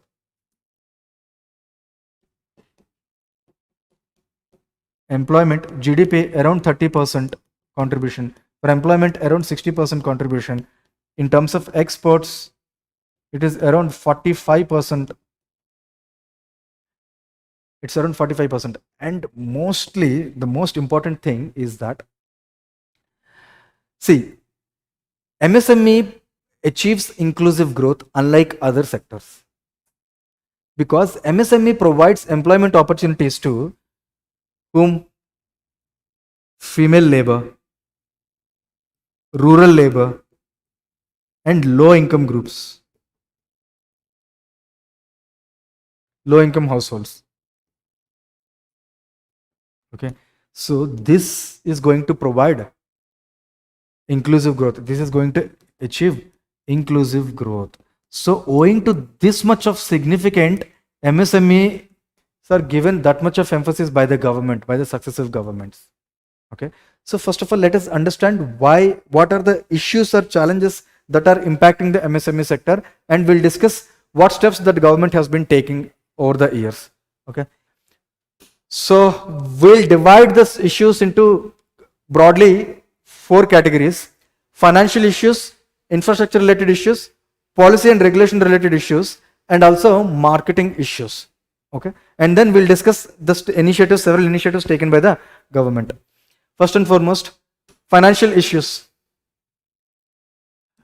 Okay. First issue is access to credit. Access to credit. See, MSMEs find it challenging to access formal credit. Why? What is the reason? See, most of the MSMEs are informal, isn't it? Owing to their informal nature, they do not have proper credit history. So, because of lack of this credit history, they find it challenging to get formal banking credit. Because for formal banking credit, they need proper credit history. There are no proper accounts which shows that is their turnover. Okay, and second thing, they don't have proper collateral to get the loans. Lack of collateral. So lack of credit history and collateral, these are the 2 reasons why they are not able to provide or get access to the formal credit. Banks are unable to take the risk of providing collateral free loans to the MSMEs. Okay, so this is important, as a result of which there is huge credit gap.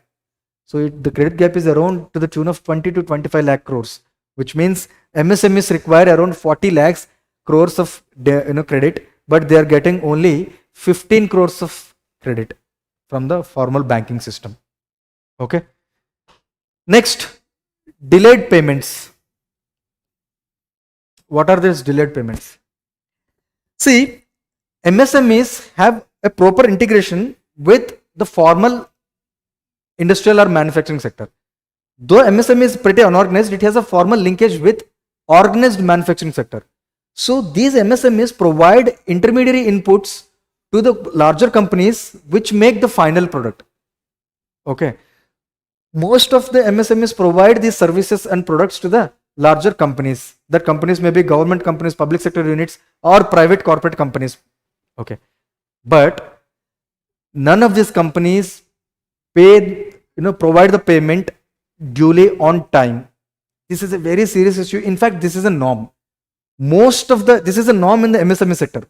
Most of the companies which procure inputs from the MSME sector, these companies manufacture these goods, they sell them, and they garner the revenues, and then they pay the MSME sector. So these delayed payments, what are the issues with the delayed payments? Because they are being deprived of their working capital. They are being deprived of their working capital. What is the working capital? They need money to run the business, at least not the expansion of the capabilities, but to run the business, to give salaries, to pay back the interest rates for the loans that they have already taken from the market, and also to provide to pay the electricity bills, and to procure raw materials for the next round of production. These are different components of working capital. So as long as they don't receive payments, they cannot run the business, because they are being deprived of working capital. If they don't have working capital, what they have to do? Again, they have to go to the market to borrow. And same issue. They don't get access to the formal banking system, and they go to the informal banking sources, and they have to pay high interest rates. isn't it? So it's a vicious cycle. First of all, the proper credit is not available. On top of it, the payments are delayed, which is leading to a complete vicious cycle. Okay. So see, it doesn't mean that the government is not aware of these delayed payments, because it is a pretty normal thing in MSME sector. So as a result, MSME Development Act mentioned that. See, this is very interesting. See, MSME Development Act mentioned that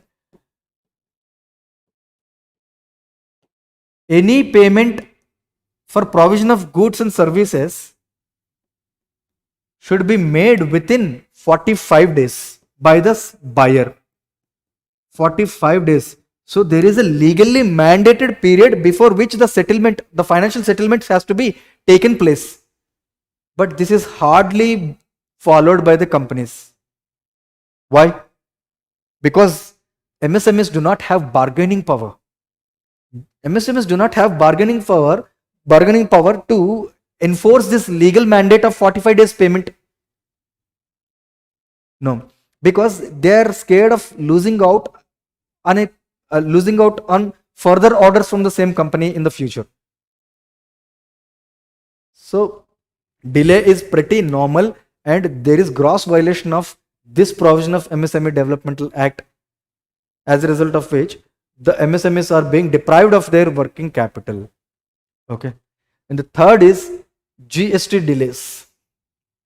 So what are these GST delays? Let's take a case. Let's consider a small value chain to make it understand better. Let's say there is MSME. It provides goods or services to other company, and let's call it a buyer. Okay. MSME is again a manufacturing, let's say a manufacturing firm. So it receives supplies or raw materials from a raw material supplier or input supplier. Okay. This is a short value chain. Okay. So whenever MSME provides goods and services to the buyer, it has to pay tax. Okay, it has to pay a tax. Let's say it has made 100 rupees of worth of a product. If this product is in the slab of 18% slab, it has to pay how much of tax? 18 rupees of tax, isn't it? Clear till now? Now the question is, since the product value is, total value is 100 rupees, he is paying 18 rupees of tax, but this value consists of inputs as well, the cost of inputs as well. So in this 100 rupees, it also included the tax paid on the inputs, because let's say the raw material supplied to the MSME during this time, already a 5 rupees of tax has been paid. Let's say assume that this is under a very low tax slab of 5%. So let's assume that 5 rupees tax has been paid by the raw material when during the supply of raw material from input supplier to MSME. So in a way, since GST is a value added tax, the tax should be imposed only on the value added at each and every stage. Whatever the output tax liability will be compensated by input tax credit. So in this case, the MSME supplier would get an ITC of 5 rupees, whereas his output tax liability is 18 rupees. So the net tax paid is only 13 rupees. So in this case, output tax liability is greater than ITC. So when he is getting ITC of 5 rupees, that is deposited in his GST account, and when he has to pay 18 rupees of tax, he will offset or compensate this 5 rupees, and he will pay only the rest of the 13 rupees out of his pocket. Okay. So this is like used as this ITC is used as a cashback offer simply. Let's take a second case 2. Same way, the input supplier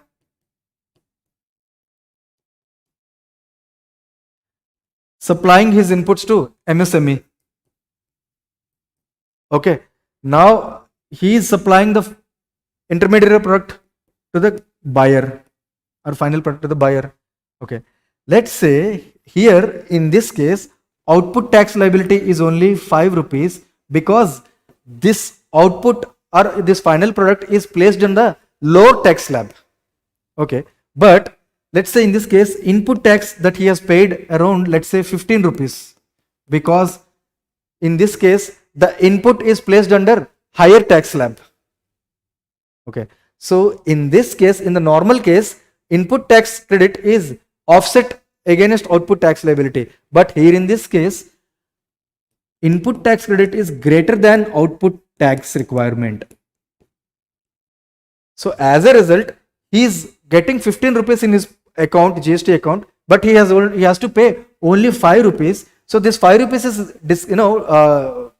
debited from this 15 rupees, and he will have unutilized ITC of 10 rupees in his account.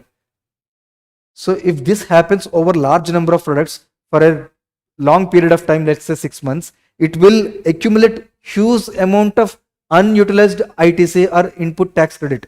So this is a case of inverted duty structure. Inverted duty structure. Inverted duty structure often may result in what is inverted duty structure? Input tax is higher than the final product. Okay, in that case, there are high chances that any manufacturing firm may accumulate unutilized input tax credit in his GST account. So this leads to accumulation of unutilized input tax credit. So what is the problem with this?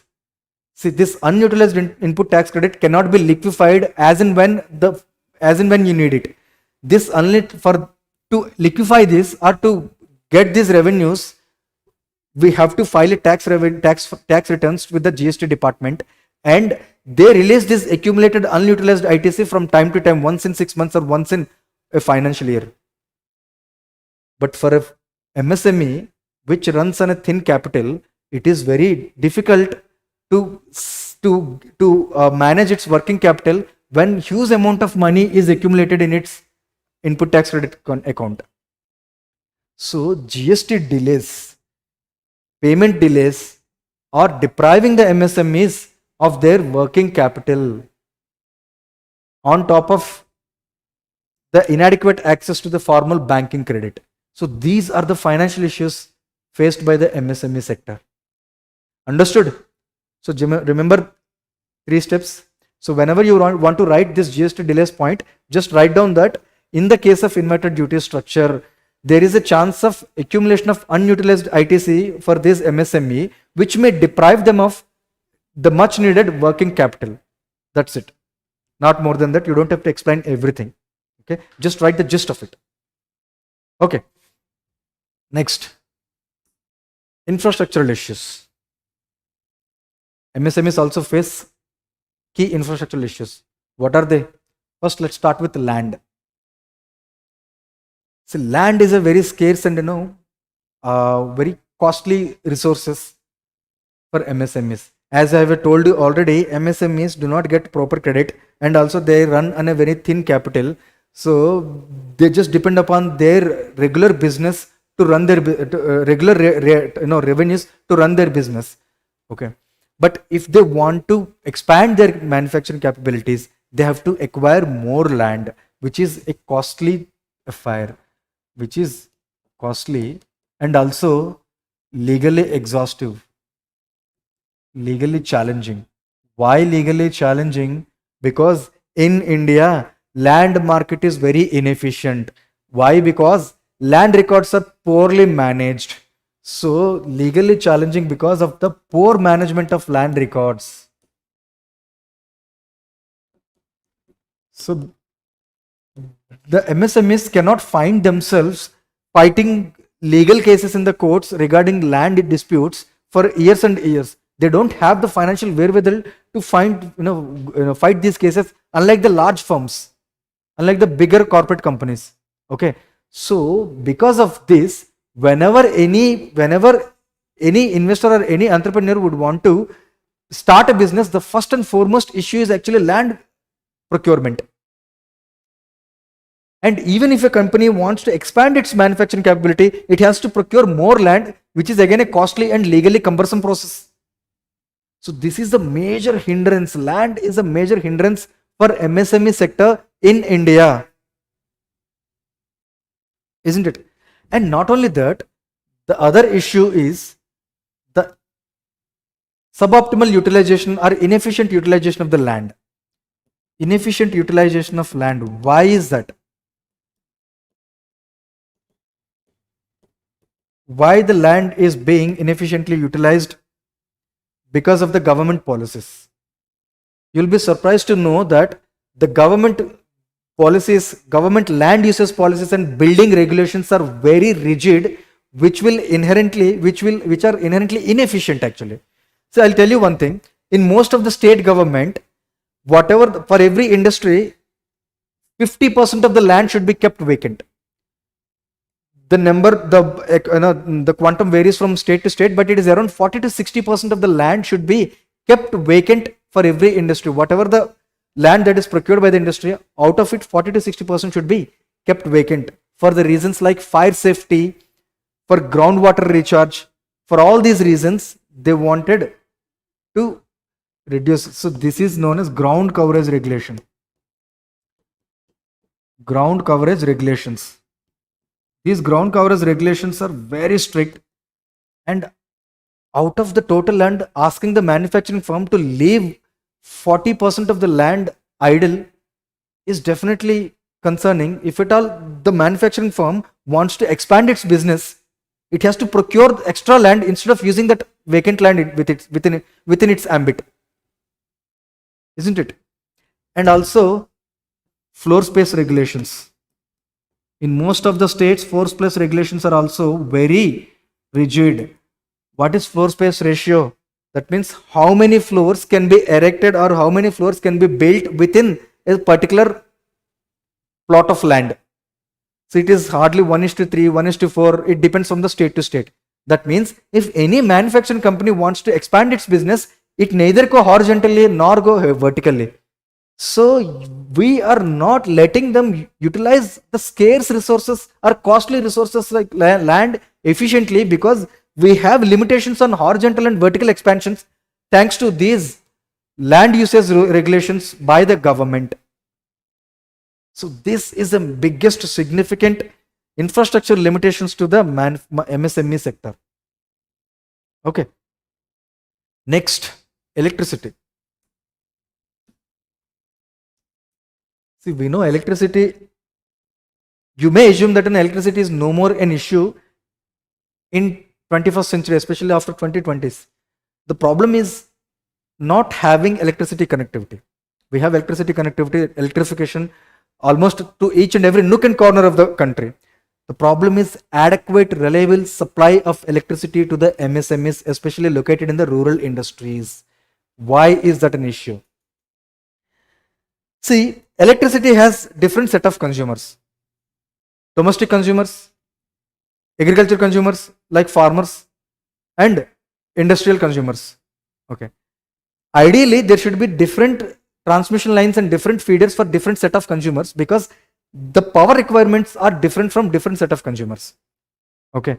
But in reality, we have only one transmission line and one feeder for multiple consumers, for different set of consumers, especially in rural areas. So due to this lack of feeder separation, the MSMEs are not able to get adequate power supply that they require. I'll explain you why. See, in most of the states, electricity prices are subsidized for the agriculture sector. That means, as a result of which, farmers are incentivized to overuse the electricity to pull the groundwater. It has two negative consequences. One is environmental and other is economical.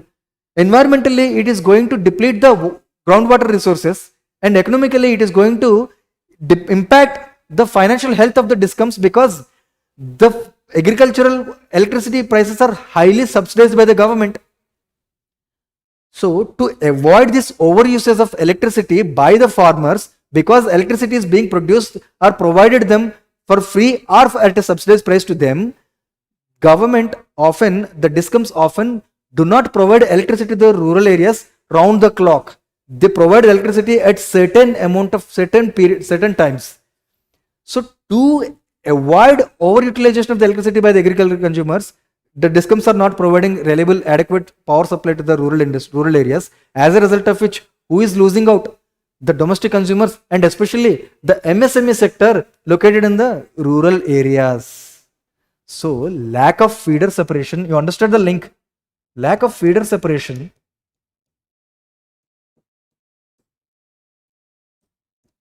resulting in inadequate power supply to the MSMEs. Inadequate power supply to the MSMEs. Clear with this point? Say yes or no in the comment section, please.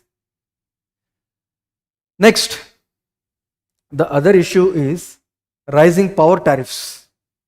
So rising power tariffs is again an issue because electricity expenditure is one of the major expenditure for the MSMEs.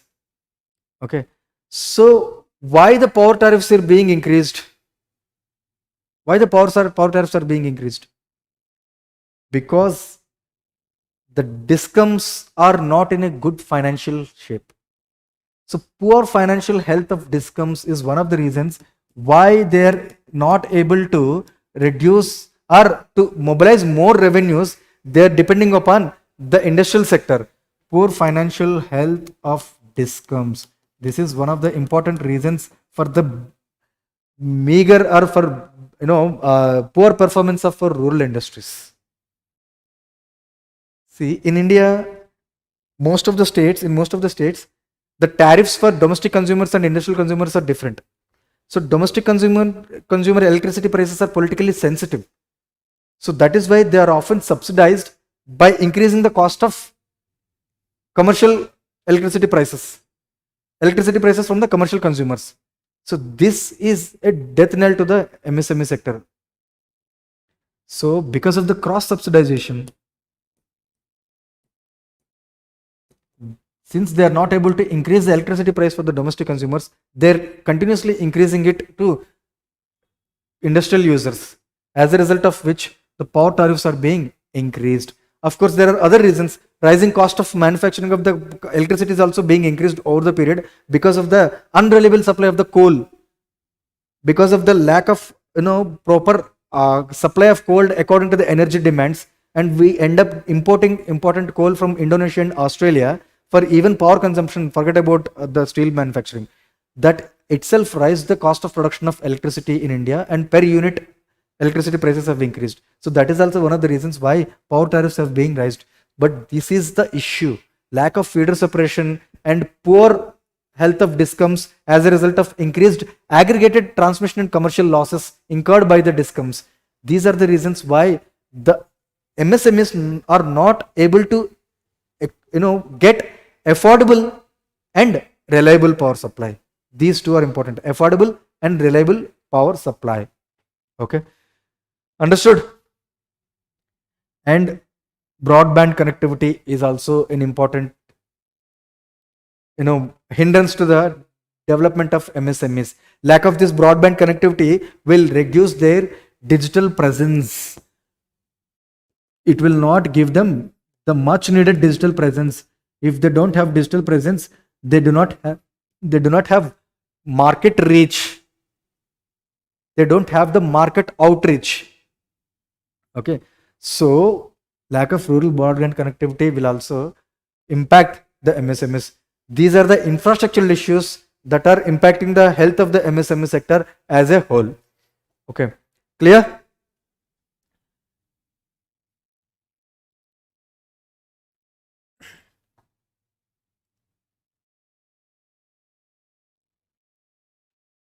Keep commenting. Next, policy related issues. What are the policy related issues? See, there are some incentives and protections that are given to the MSME sector for their development. Okay, some of them are like priority sector lending. So out of this, according to the priority sector lending norms, 7.5% of the total credit or total aggregated net banking credit given by a bank should be directed towards micro enterprises. Okay, so this is a directed lending target. Credit guarantee fund scheme. We'll discuss more about this scheme, and we have a MCQ on this in the next slide.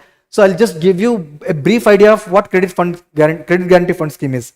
Whenever the MSMEs take loan from the banks, and if they default on paying those loans back, there is a fund which guarantees such credit to the banks, so that banks will be incentivized to provide collateral free loans to the MSMEs.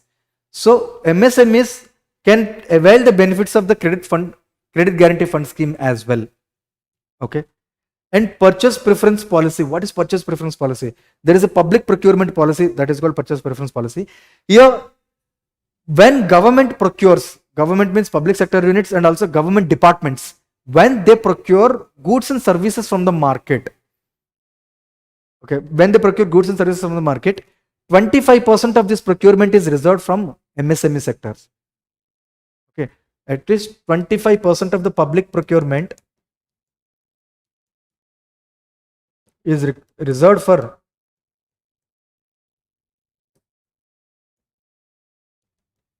MSMEs.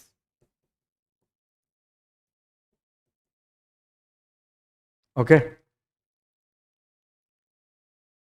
So this is the purchase preference policy given to the MSMEs. And GST composition scheme. What is this GST composition scheme? See, GST, bringing small firms into GST is a challenging task because the compliance burden is very high. They have to file the returns every month, and the taxes are also very high, 12%, 18%. So this is not very conducive for the MSME sectors or MSME firms. So to give relief to these MSME firms from the GST, they have given an alternative scheme called GST compensation scheme. They have given an alternative path for these smaller firms. So any firm whose turnover is less than 1.5 crores, I repeat, any firm whose turnover is less than 1.5 crore can opt for this GST composition scheme. Under this GST composition scheme, they don't have to pay the existing slab rates, but they have to pay nominal rates. These nominal rates are to the tune of 3%, 5%, 6%. So you might have seen this when you go to small restaurants, small hotels, where they give you GST. The GST is mentioned in the bill, but the GST is around 6%. As such, there is no 6% or 4% slab, which means that restaurant might have chosen this GST composition scheme. Okay, they just have to pay nominal rates, and they don't have to pay monthly returns also. They have to file quarterly returns. So this is a relief. But the only thing is that those who have chosen GST composition scheme cannot avail input tax credit benefit. So they cannot claim any ITC. They just have to pay very nominal rates of 2%, 3% of GST. That's it. So this is a relief to the smaller firms for whom coming into GST, the complaints of cost of coming into GST is high. So these are different incentives or different protection measures that were given to the MSME sector. On the face of it, they're good and fine. But the problem is, these kind of incentives have created a perversive incentive for them to remain smaller in size, to remain dwarf in size, instead of increasing in size and take the benefits of economies of large. Isn't it? What is economies of large? The cost of production per unit decreases with increasing the scale of operations. And these MSMEs are not able to do it because they are going to deprive of these benefits that are given to them. And these are given to them irrespective of their age. These are given to them based on the size. As long as their MSP, as long as they have this micro, small or medium enterprise category, they can take these benefits. So where is the incentive for them to grow? Where is the incentive for them to compete with larger firms? As a result of which, neither they are being competent, nor they are able to expand their economic potential. Okay. So these is one major important issue with respect to the policy. Okay. Next, high cost of compliance. What is this high cost of compliance? See, if most of the MSMEs are informal for a reason and they want to remain informal, because if they get into the formal sector, the cost of compliance is pretty high. What is one cost of compliance? The labor laws. We have rigid labor laws. So as a result of which, for these MSMEs, the flexibility of hiring and firing will be gone. According to the existing labor laws, I'm not talking about the recently enacted labor codes which are yet to become effective or which are yet to come into operation. I'm talking about the existing labor laws which are in operation by the state governments. Okay. Most of the state governments says that any company with more than 100 employee size, it has to take the permission from the state government if it has to retrench or lay off any worker. Okay. So, retrenchment, you need government permission. And according to the Trade Unions Act, they have to accept or recognize multiple trade unions. Let me tell you, MSMEs do not have the managerial skills nor the capability to deal with these trade issues. In fact, it may eventually result in industrial unrest. That is the way we have seen in multiple automobile industries. Even large firms are not unable to manage these trade unions. MSMEs are no way can deal with these trade unions. Okay. So trade union laws, rigid trade union laws.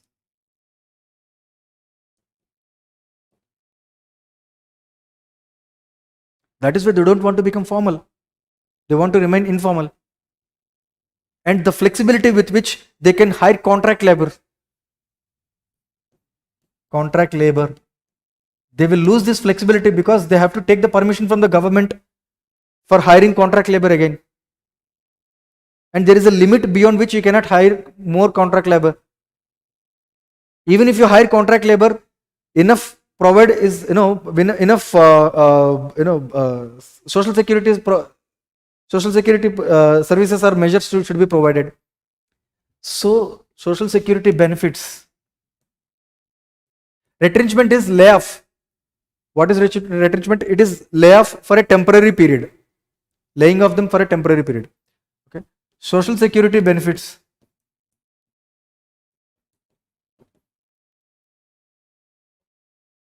You have to provide provident fund. And according to the recent Maternity Benefit Amendment Act in 2017, any firm which hires more than 10 employees should provide 26 weeks of paid leave to pregnant women. Just imagine 26 of paid leaves to pregnant women for a small firm size which doesn't even have 20 employees. Is it really possible? So Maternity Benefit Amendment Act. Maternity benefits that they have to provide. They have to provide insurance. They have to provide provident fund. In the provident fund, there are two contributions. One is employer's contribution and employee's contribution. Isn't it? So, how can we expect MSMEs working on a very small capital, thin capital, to burden this, to bear this burden of compliance? So they remain informal. As long as they remain informal, they don't get formal credit. As long as they remain informal, they don't get any skill training or any other benefits. They cannot take even advantage of the economies of large. Okay. Next, inadequate data on MSMEs. When was the last survey on MSMEs has been done? NSSO 2015-16. So even today, we are depending upon NSSO survey of 2015-16. Even NSSO survey is not an exhaustive survey. It is a sample-based survey. It is a sample-based survey. So whatever the data that we have right now with respect to the MSMEs is a very symbolic data and outdated data or 10-year-old data or decade-old data. As long as we don't have, see, we need to know the composition of each and every category within the MSME sector, because MSME is a very broad category. What is the composition of, what is the share of the micro units in the total MSME category? What is the share of the medium category or small? What is the gender composition of the MSME workers? Where are they located? Are they located in rural industries or urban industries or urban areas? So, in which sectors are they working? What are their financial linkages? Are they properly financially included or not? So, the data regarding MSMEs is very much necessary for any tailor-made solutions to alleviate the issues. We need evidence-based policy making. For that, data is necessary. Lack of adequate or proper data in MSME is a handicap for policy making. So, this is also a policy-related issues. So, these are the policy-related issues. We have given incentives, but it created, we have given some protection measures, we have taken some protection measures for the development of MSMEs, but it created a perversive incentive for the MSMEs to remain smaller in size and dwarf and not expand beyond their capabilities and take the advantage of economies of scale. And they have a high, the cost of compliance is very high if they want to become formal or if they want to expand their business, or they don't have, government doesn't have enough adequate data for evidence-based policy making. Okay, so these are policy related issues. Okay, so financial issues done, infrastructural issues, policy related issues. What are the marketing issues? What are the marketing issues? Lack of branding. They don't have enough money for branding exercise. So they don't have enough money for market research.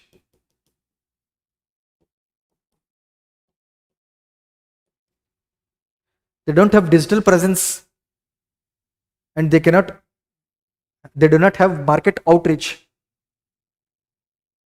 Okay, so they cannot compete with the larger firms which are very good in marketing. So how many times you have seen ads coming from MSME sector in the newspapers or in digital media?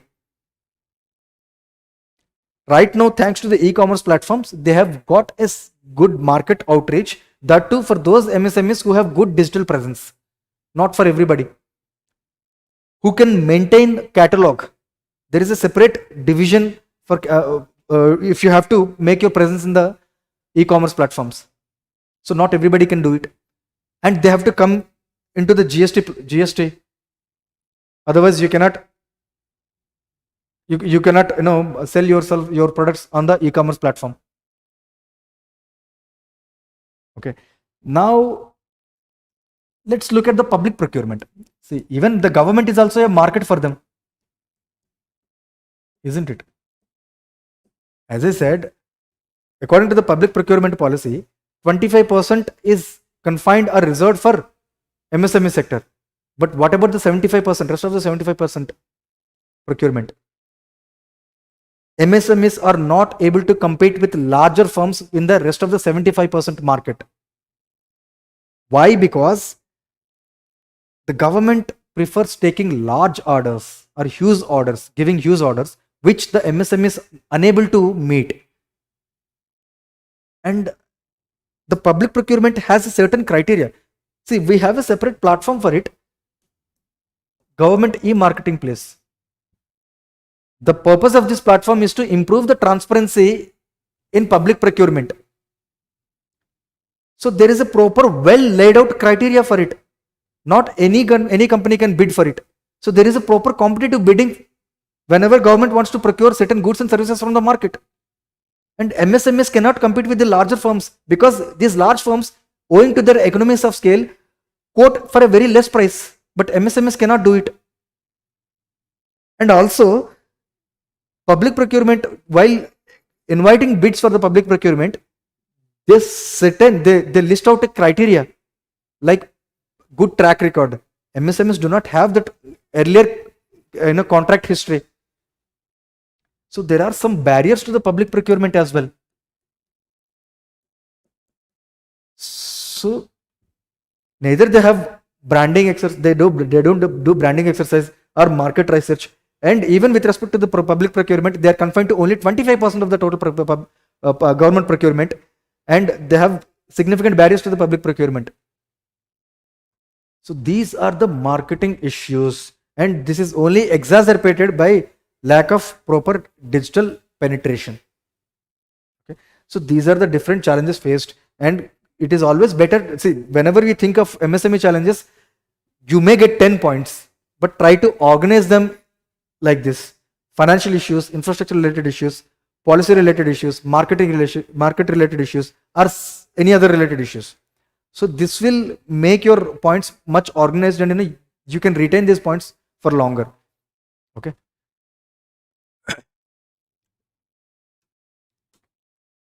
Let's see what are the various initiatives taken by the government. What are the various initiatives taken by the government? First, credit guarantee fund scheme for the micro and small enterprises. Credit guarantee fund scheme, it is a credit guarantee fund scheme, which means whatever the loans that are given to the, see, get back to the financial issues. What is the first issue? MSMEs fail to get formal banking credit. What is the reason? Because they don't have proper credit history and they cannot provide collateral, and banks are unable to provide collateral free loans. So if we have to incentivize the banks to provide collateral free loans to the MSMEs, there should be some backing. What is that backing? Credit guarantee is the backing. Provided by whom? Provided by the government. So if they know that government is going to provide a credit guarantee, then banks are free to give the loans. So that's what the purpose of this credit guarantee fund scheme. So let's see. It is to make available collateral free credit to the micro and small enterprise sector. Okay.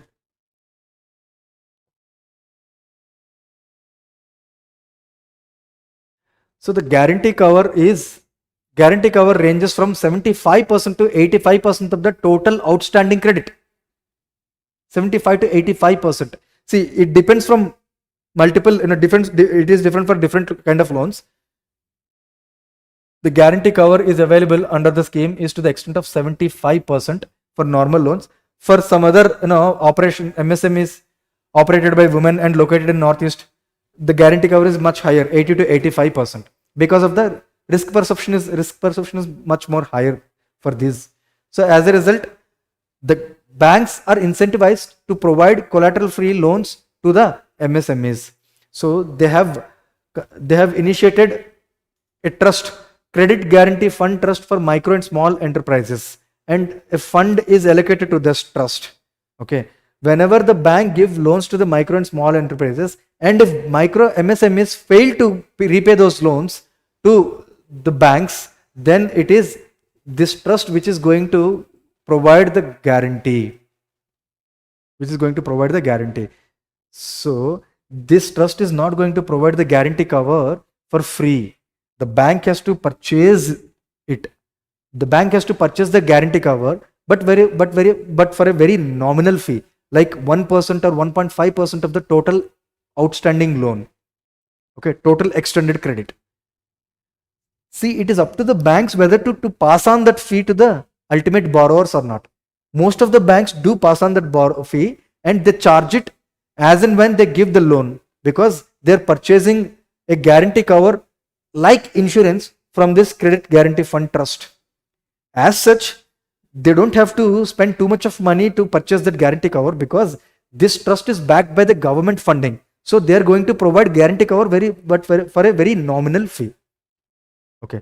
So now you understand what is credit guarantee fund scheme. So it is not a credit disbursable scheme, but it is a credit guarantee scheme. Government is not providing any credit to any institution or any consumer. It is only providing credit guarantee. That's it. Okay.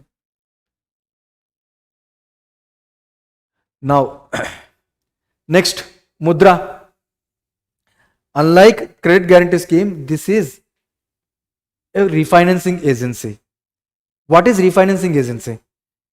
See, Mudra is a refinancing agency which finances other financial institutions like scheduled commercial banks regional rural banks, NBFCs, microfinancial institutions, small finance banks, which further give their loans to the micro units. That means the banks, they themselves do not give loans. Since they are not giving loans, a separate agency called Micro Units Development and Refinancing Agency has been established under SIDBI.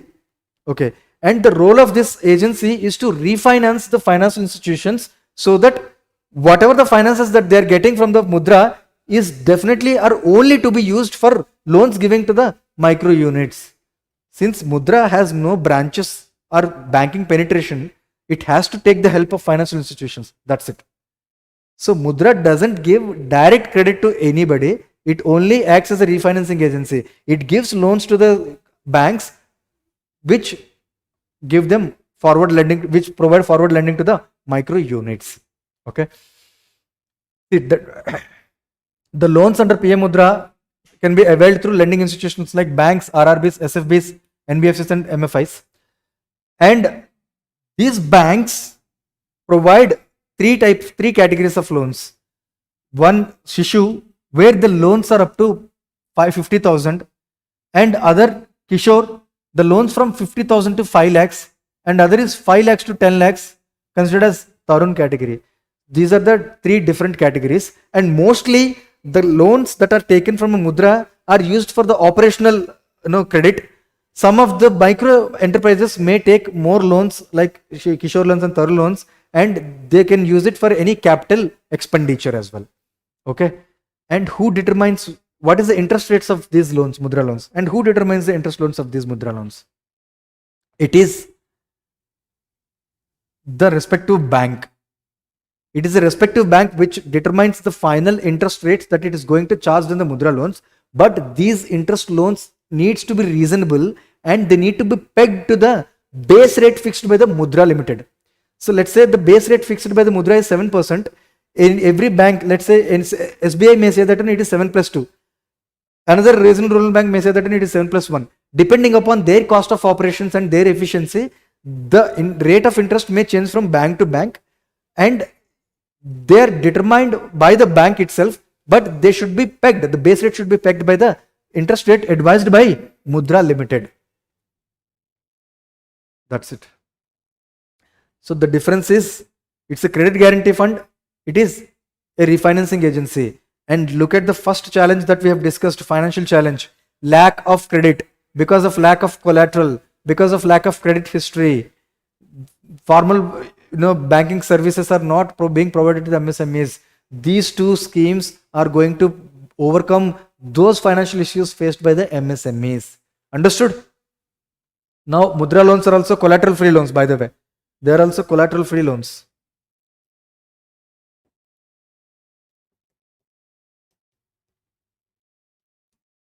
Okay. Let's answer some questions. Please give your answer quickly in the comment section. Which of the following statements are correct about credit guarantee fund scheme for micro and small enterprise? Okay. The objective of the scheme is to make available collateral free credit to the micro and small enterprise sector. Yes. Right. And the scheme provides 100% guarantee cover to the loans provided to micro and small enterprise. Is it right? No. The scheme provides 75 to 85% of 70 to 85% of the guarantee cover, but it does not cover the 100% guarantee. Okay. So the answer is one only. The answer is one only. Next, Pradhan Mantri Mudra Yojana is aimed at bringing the small enterprises into formal financial system, providing loans to the poor farmers for cultivating particular crops, providing pensions to old and destitute crops, and funding the voluntary organizations involved in the promotion of skill development and employment generation. What is the answer? Bringing the small enterprises into formal sector. Okay. Next. Which of the following statements are correct with respect to Pradhan Mantri Mudra Yojana? 3 categories of loans are provided under this scheme. Yes, Shishu, Kishore, Tarun. Rates of interest for these loans are fixed by the Reserve Bank of India. Is it true? No, rates are fixed by the respective banks within the framework provided by the Mudra Limited. RBI has no say with respect to the interest rates charged by the banks on Mudra loans. Okay. And crop loans are covered under the scheme. No crop loans are covered under the scheme. In fact, some agriculture allied activities are covered under the scheme, like pisciculture or horticulture, or agriculture processing activities are also covered, but crop loans are not at all covered under Mudra loans. Okay, so the answer is A, one only. Next, coming to the other challenge, financial issue, one is lack of credit. Okay, the other is delay in payments. Okay, the other is delay in payments. So how do we overcome this issue of delay in payments?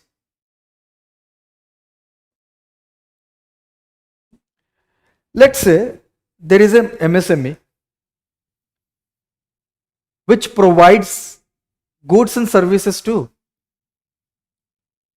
a buyer. Who is the buyer here? Either a private company or a public sector unit or a government department. Under its public procurement policy, even government department also procure goods and services from the MSMEs. So these are the buyers. Okay. Ideally, they have to settle the payment as and when they receive the goods. But we know that it has become a norm that they don't even respect the legally mandated time period of 45 days for settling the dues. Isn't it? Now, how this issue is going to be resolved? Let's say the buyer, instead of providing money, can provide invoice or a trade receivable. Trade receivable. So what is a trade receivable? A trade receivable is a document which shows that a particular organization is owed a particular amount and which is paid in a particular amount of time. Let's say a MSME provided goods or services to a particular company, and the company owes 1 crore of money. Let's say it owes 1 crore and it promises that it will pay in 2 months. Let's say it will pay in the time period, and the amount that is owed is returned on trade receivable. That is what trade receivable. Okay. Now, what MSME can do here? MSME can take this trade receivable or invoice and it can find a financier. It can find a financier and trade this invoice with that financier. It says that, okay, this invoice, a trade receivable is worth 1 crore rupees, which you will get after 2 months.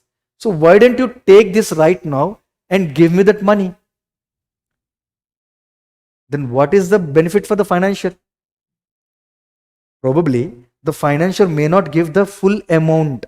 The financier may discount the trade receivable. And instead of 1 crore, the financier may say that, okay, I'm going to give you 98 lakhs or 99 lakhs. And at the maturity, which is after 2 months, I will go to the particular buyer who has given this trade receivable and I will collect the money from him. So this is known as discounting of trade receivable. Trade receivable discounting. It is a win-win situation for everybody. There is no pressure on the buyer. There is no deprivation of working capital for the MSME because the MSMEs can get the immediate money and the financier is making money. And the financier is making money in between. So this is what a trade receivable discounting system is. So, but why do we need a platform for it? Why did the government come up with a platform known as TREDS platform or Trade Receivable Electronic Discount System platform? So let's get back to the same example. This MSME has provided goods and services to the buyer, and the private company, instead of giving money, has given an invoice or a trade receivable saying that I owe 1 crore rupees of money and this will be paid in 2 months. And this MSME went to a financier to encash this trade receivable.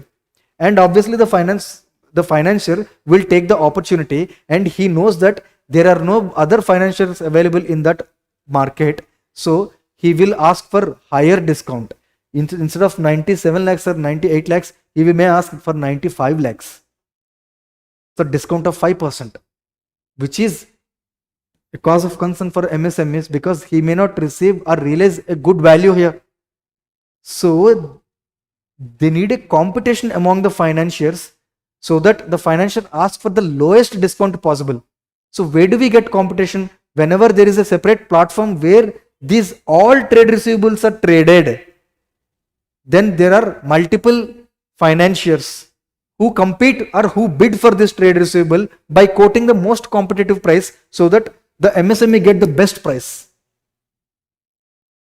So that is why there is an electronic platform has been created. So that is why the system is called trade receivable electronic discount system. That means you are finding the financiers in an electronic platform for discounting your trade receivable. So that is what trade receivable electronic discounting system platform is all about. So ideally, traditionally, there are three stakeholders. One is supplier or seller. You can call it a supplier or a supplier of goods and services or seller of this trade receivable.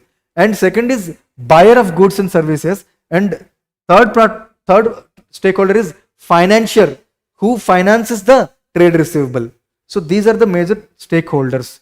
Now recently government has included a fourth stakeholder known as insurer. See, the financier who purchases this trade receivable from the MSME has to collect the money from the buyer at a later date, but it carries some credit default. What if the buyer defaults on his payment? Then he can purchase any credit default risk insurance product from insurance companies by paying from premium so that his investment is safe. See, look at the system. It is becoming more and more robust by adding many more players into it. Now there is a credit risk premium, credit risk insurance is also there. So all this is being done for the benefit of MSMEs. Who is the ultimate beneficiary? MSMEs. When you have a financier, when you have an insurer, more and more financiers are going to come. Okay. Now recently in the budget 2024-25, the government has reduced the requirement for companies to recognize as buyers, to participate as buyers in the trades platform. It reduced the criteria from earlier threshold of 500 crore turnover to 250 crores so that more and more companies can participate in the trade platform. Understood? Any doubts? So this is about trades platform. Let's answer a question on it. Please give quick answers. Consider the following statements regarding the trades platform. Trades is an electronic platform for facilitating the financing or discounting of trade receivables to micro, small and medium enterprises. Yes, right. Only MSMEs can participate as sellers in trades. True. See, come back to this. According to the trades platform, only MSMEs or suppliers or sellers, they can participate as suppliers or sellers. Nobody else. No other company can take the benefit of trades platform. Clear? Next, trades platform is regulated by SEBI. Is it right? Is trades platform regulated by SEBI? No, it is regulated by RBI, Reserve Bank of India. So the answer is 1 and 2 only. Just remember this. There is high probability that you may assume that a trade platform is regulated by SEBI, which is not. Okay. So these are the initiatives taken by the government with respect to the financial issues faced by the MSME. Now, next, there are other initiatives which are scheme of funds for regeneration of traditional industries or Sfurti. Okay. One more scheme is there. We'll wrap it up after this. Scheme for regeneration of traditional industries, Sfurti. The objective of this scheme is to organize these traditional industries on a cluster-based development. So why is it? See, making traditional industries more productive and competitive by organizing them into clusters by providing support for their long-term sustainability and economies of scale. So what is this cluster-based development and what are the advantages of the cluster-based development? See, cluster-based development is pretty simple, bringing all the similar industries together at a common geographical location, and all its allied industries are also bringing all its allied industries together and providing common facilities. So what are the advantages? They will have common facilities. So what are the advantages of having common facilities is they can share the cost of infrastructure. What kind of common facilities? You can have common storage facilities, common drainage or utilities, or common electricity transmission lines, common power cables, common fiber net cable, which they can use instead of you taking it, constructing all this maintenance infrastructure individually for each and every industry. Why can't they have common supporting infrastructure for all the industries, similar industries together? So this will reduce the share of cost, as a result of which they can share the cost of operations, isn't it? Waste management plants.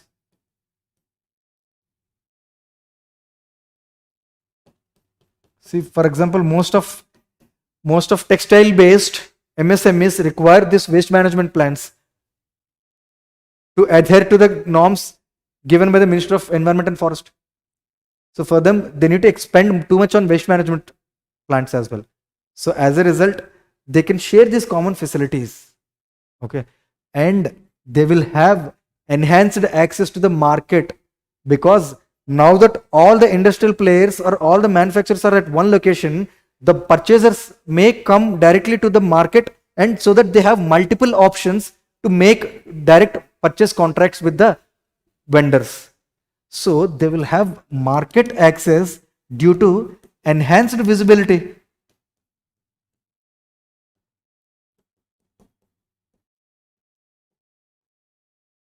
Due to enhanced visibility, isn't it?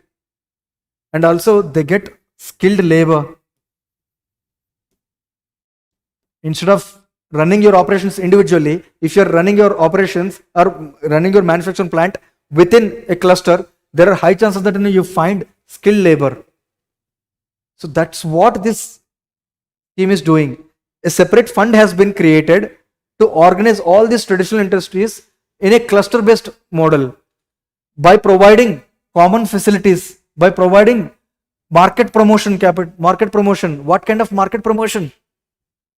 Branding exercise, trade expos, trade exhibitions, trade fairs. So capacity building activities like skill development, all these are provided. All these are provided to these clusters so that they can improve their efficiency and develop. So this is what scheme of funds for regeneration of traditional units, Spurti. Okay. Again, which aspect of the MSME issues this is targeting? Infrastructural aspect. Okay. So if you have developed your traditional industries, all traditional industries in a cluster based, they can have a separate feeder line, or they can have a separate transmission line to themselves, separate electricity line.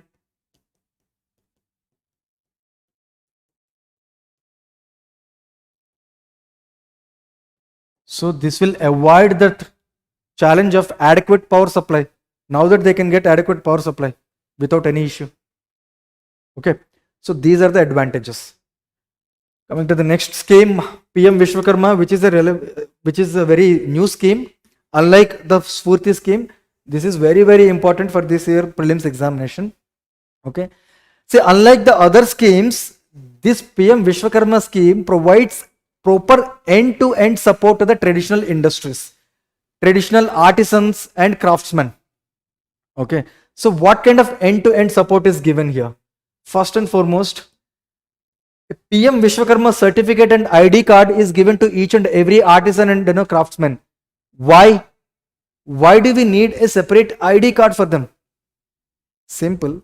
Most of the welfare schemes and most of the schemes that are mandated or that are designed for the benefit of benefit of these artisans may not reach them because of inclusion or exclusion errors. Inclusion or exclusion errors, as a result of which the scheme may not achieve the intended results. Okay, so to avoid that, there is a proper ID card maintained for each and every beneficiary. The mere possession of ID card, which shows that is a beneficiary of this PM Vishwakarma scheme. Okay, and also it provides enough data about the traditional artisans. The government do not have a proper data on artisans and craftsmen. If you have a proper certificate and ID card is given to each and every artisan, the government will have data. It will have data on gender composition of the artisans, or where are they located, in the rural areas or urban areas. So in which part of the India are they mainly concentrated on, so that the government will have better data for evidence-based policy making and customized solutions for the issues faced by these region-specific traditional industries. Okay, and skill training is given. Skill upgradation is very much necessary for these traditional industries, traditional artisans who have been still depending upon the skill that has been transferred to them from generations to generations as a family affair. Okay, so skill upgradation is also provided. It's not just the skill upgradation, skill assessment is also done here. Skill assessment, after they go through skill training, they have to go through the skill assessment test, for which they are also given relevant certificates. And why is this skill assessment is necessary? Because this is necessary to get credit support under the scheme. Credit support is also given after. See, look at the end-to-end support that is being provided. First, it is identity and skill training and credit support. Credit support is given and it is collateral free. It is collateral free. And it is not unconditional. It is conditional on skill development. So the one who has gone through the skill training will get credit support. It is conditional on skill training, isn't it? Incentives are given for digital transaction. See, why should they get incentives for digital transactions? See, according to the scheme, 1 rupee per digital transaction is allocated to the bank account of each and every PM Vishwakarma beneficiary. So this is they are providing financial incentives for them to start undertaking their regular transactions in digital mode. Why is that? What is the purpose? Is it to increase the digital transactions in the economy? No. It is to improve their credit history. See, normally these traditional craftsmen and traditional artisan industry, these people, they deal in money. They don't have proper accounts. So whenever they go to the bank, they don't have a proper credit history or credit. There is no proper tool for credit assessment. So how do they show that this is the amount of the money that the traditional craftsman has made? How to expose or how to disclose the turnover of his business? Okay, so for that, proper credit history is needed. For that, digital transactions are needed. So this is the idea behind incentivizing these traditional craftsmen, to increase incentives or to to incentivize them to undertake more and more digital transactions. Marketing support is also given. What kind of marketing support? Quality certificates are given. Quality certificates are given. Apart from that, branding exercises are done.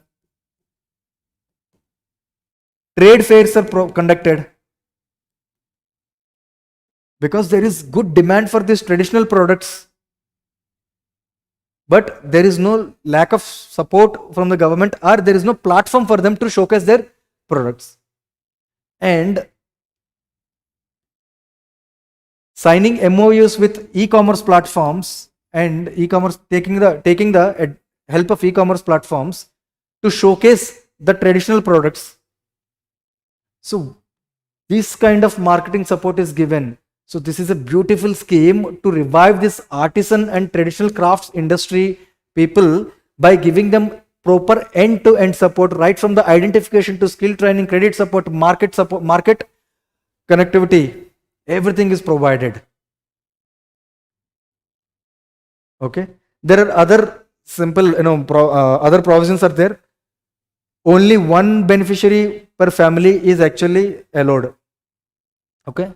These benefits are allowed to only one beneficiary per family. Okay. Because why? Because most of the traditional industries and artisans are cottage industries, and most of them are employees are family based employees. So if they're getting credit for one business, the other member of the family cannot take advantage of it. So that is the reason. So let's answer this question. With reference to PM Vishwakarma scheme, consider the following statements. Artisans from specified traditional trades and unorganized sectors are eligible for the scheme. True. This scheme has listed some 20 to 30 specific traditional arts, and only those artisans are available for this scheme. Benefits are restricted to only one member of the family.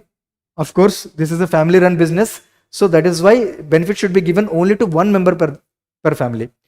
The scheme provides unconditional credit support to the eligible artisans.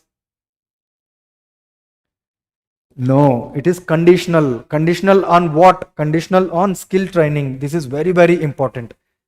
Okay. So the answer is only 2. So these are the various initiatives taken by the government for the development of MSME sector, and this is what the budget has given on MSMEs. I'll just explain you very briefly and we'll wrap it up.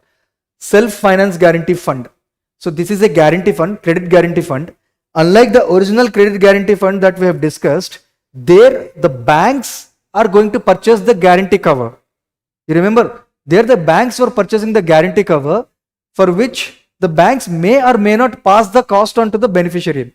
But here a separate fund on the same trust has been initiated, and here it is not the bank, but it is the borrower who has to purchase the guarantee cover. So that is why we call it self-financing guarantee fund. So the guarantee cover is financed by the borrower itself. Why? Because here the loan requirement or the loan limit is higher. It is up to 100 crores per applicant. The guarantee cover will provide up to 100 crore loans, okay, which is very significant. Okay. Next, see, the details are yet to be disclosed because it is just mentioned in the budget. That's it. Okay. I'm just discussing whatever the budget has mentioned with respect to the MSME sector. Slowly, we are going to see much more details on each and every aspect. Okay. Next, new assessment model for MSME credit. So till now, the assessment models have been third-party based models. Now, new credit assessment models based on digital footprint is being assessed for credit history. Okay. This will allow also cover MSMEs without a formal accounting system. Even those MSMEs which do not have formal accounting system, even for them, this new credit assessment is going to assess their credit history by using the digital footprint of these MSMEs. Okay. Next, credit support during stress period. If any MSME takes loans from the bank due to any untoward incident, if it fails to pay back the loan and if it's defaulted, then the defaulted loan is considered as special mentioned account by the banks. What are special mentioned accounts? Any loan which has been defaulted but it hasn't become a non-performing asset. That means the defaulting period is less than 90 days. That account is known as special mentioned account. Okay. There is high probability that if the special mentioned account is not restructured, it may eventually become a non-performing asset. This is all the more important with respect to the MSMEs. So whenever MSME takes loans and it gets default, then a separate new mechanism will ensure that continued bank credit will be given to the MSMEs during the stressful period, particularly when they are still at the stage of special mentioned account, so that they don't avoid falling into the NPA status. This is a new credit support mechanism during stress periods. Okay. Next, enhanced limit for Mudra loans. What is the maximum limit under Mudra loan? Existing maximum limit, it is 10 lakhs under Tarun category. So for those borrowers who have already taken loans under Tarun category and they have paid back promptly, for them the limit has been increased to 20 lakhs. See, the limit for Mudra loans will be increased to 20 lakhs from the current 10 lakhs for the entrepreneurs who have successfully repaid previous loans under the Tarun category. So these are the budget announcements for MSME sector, and you can expect a MCQ on this in the exam.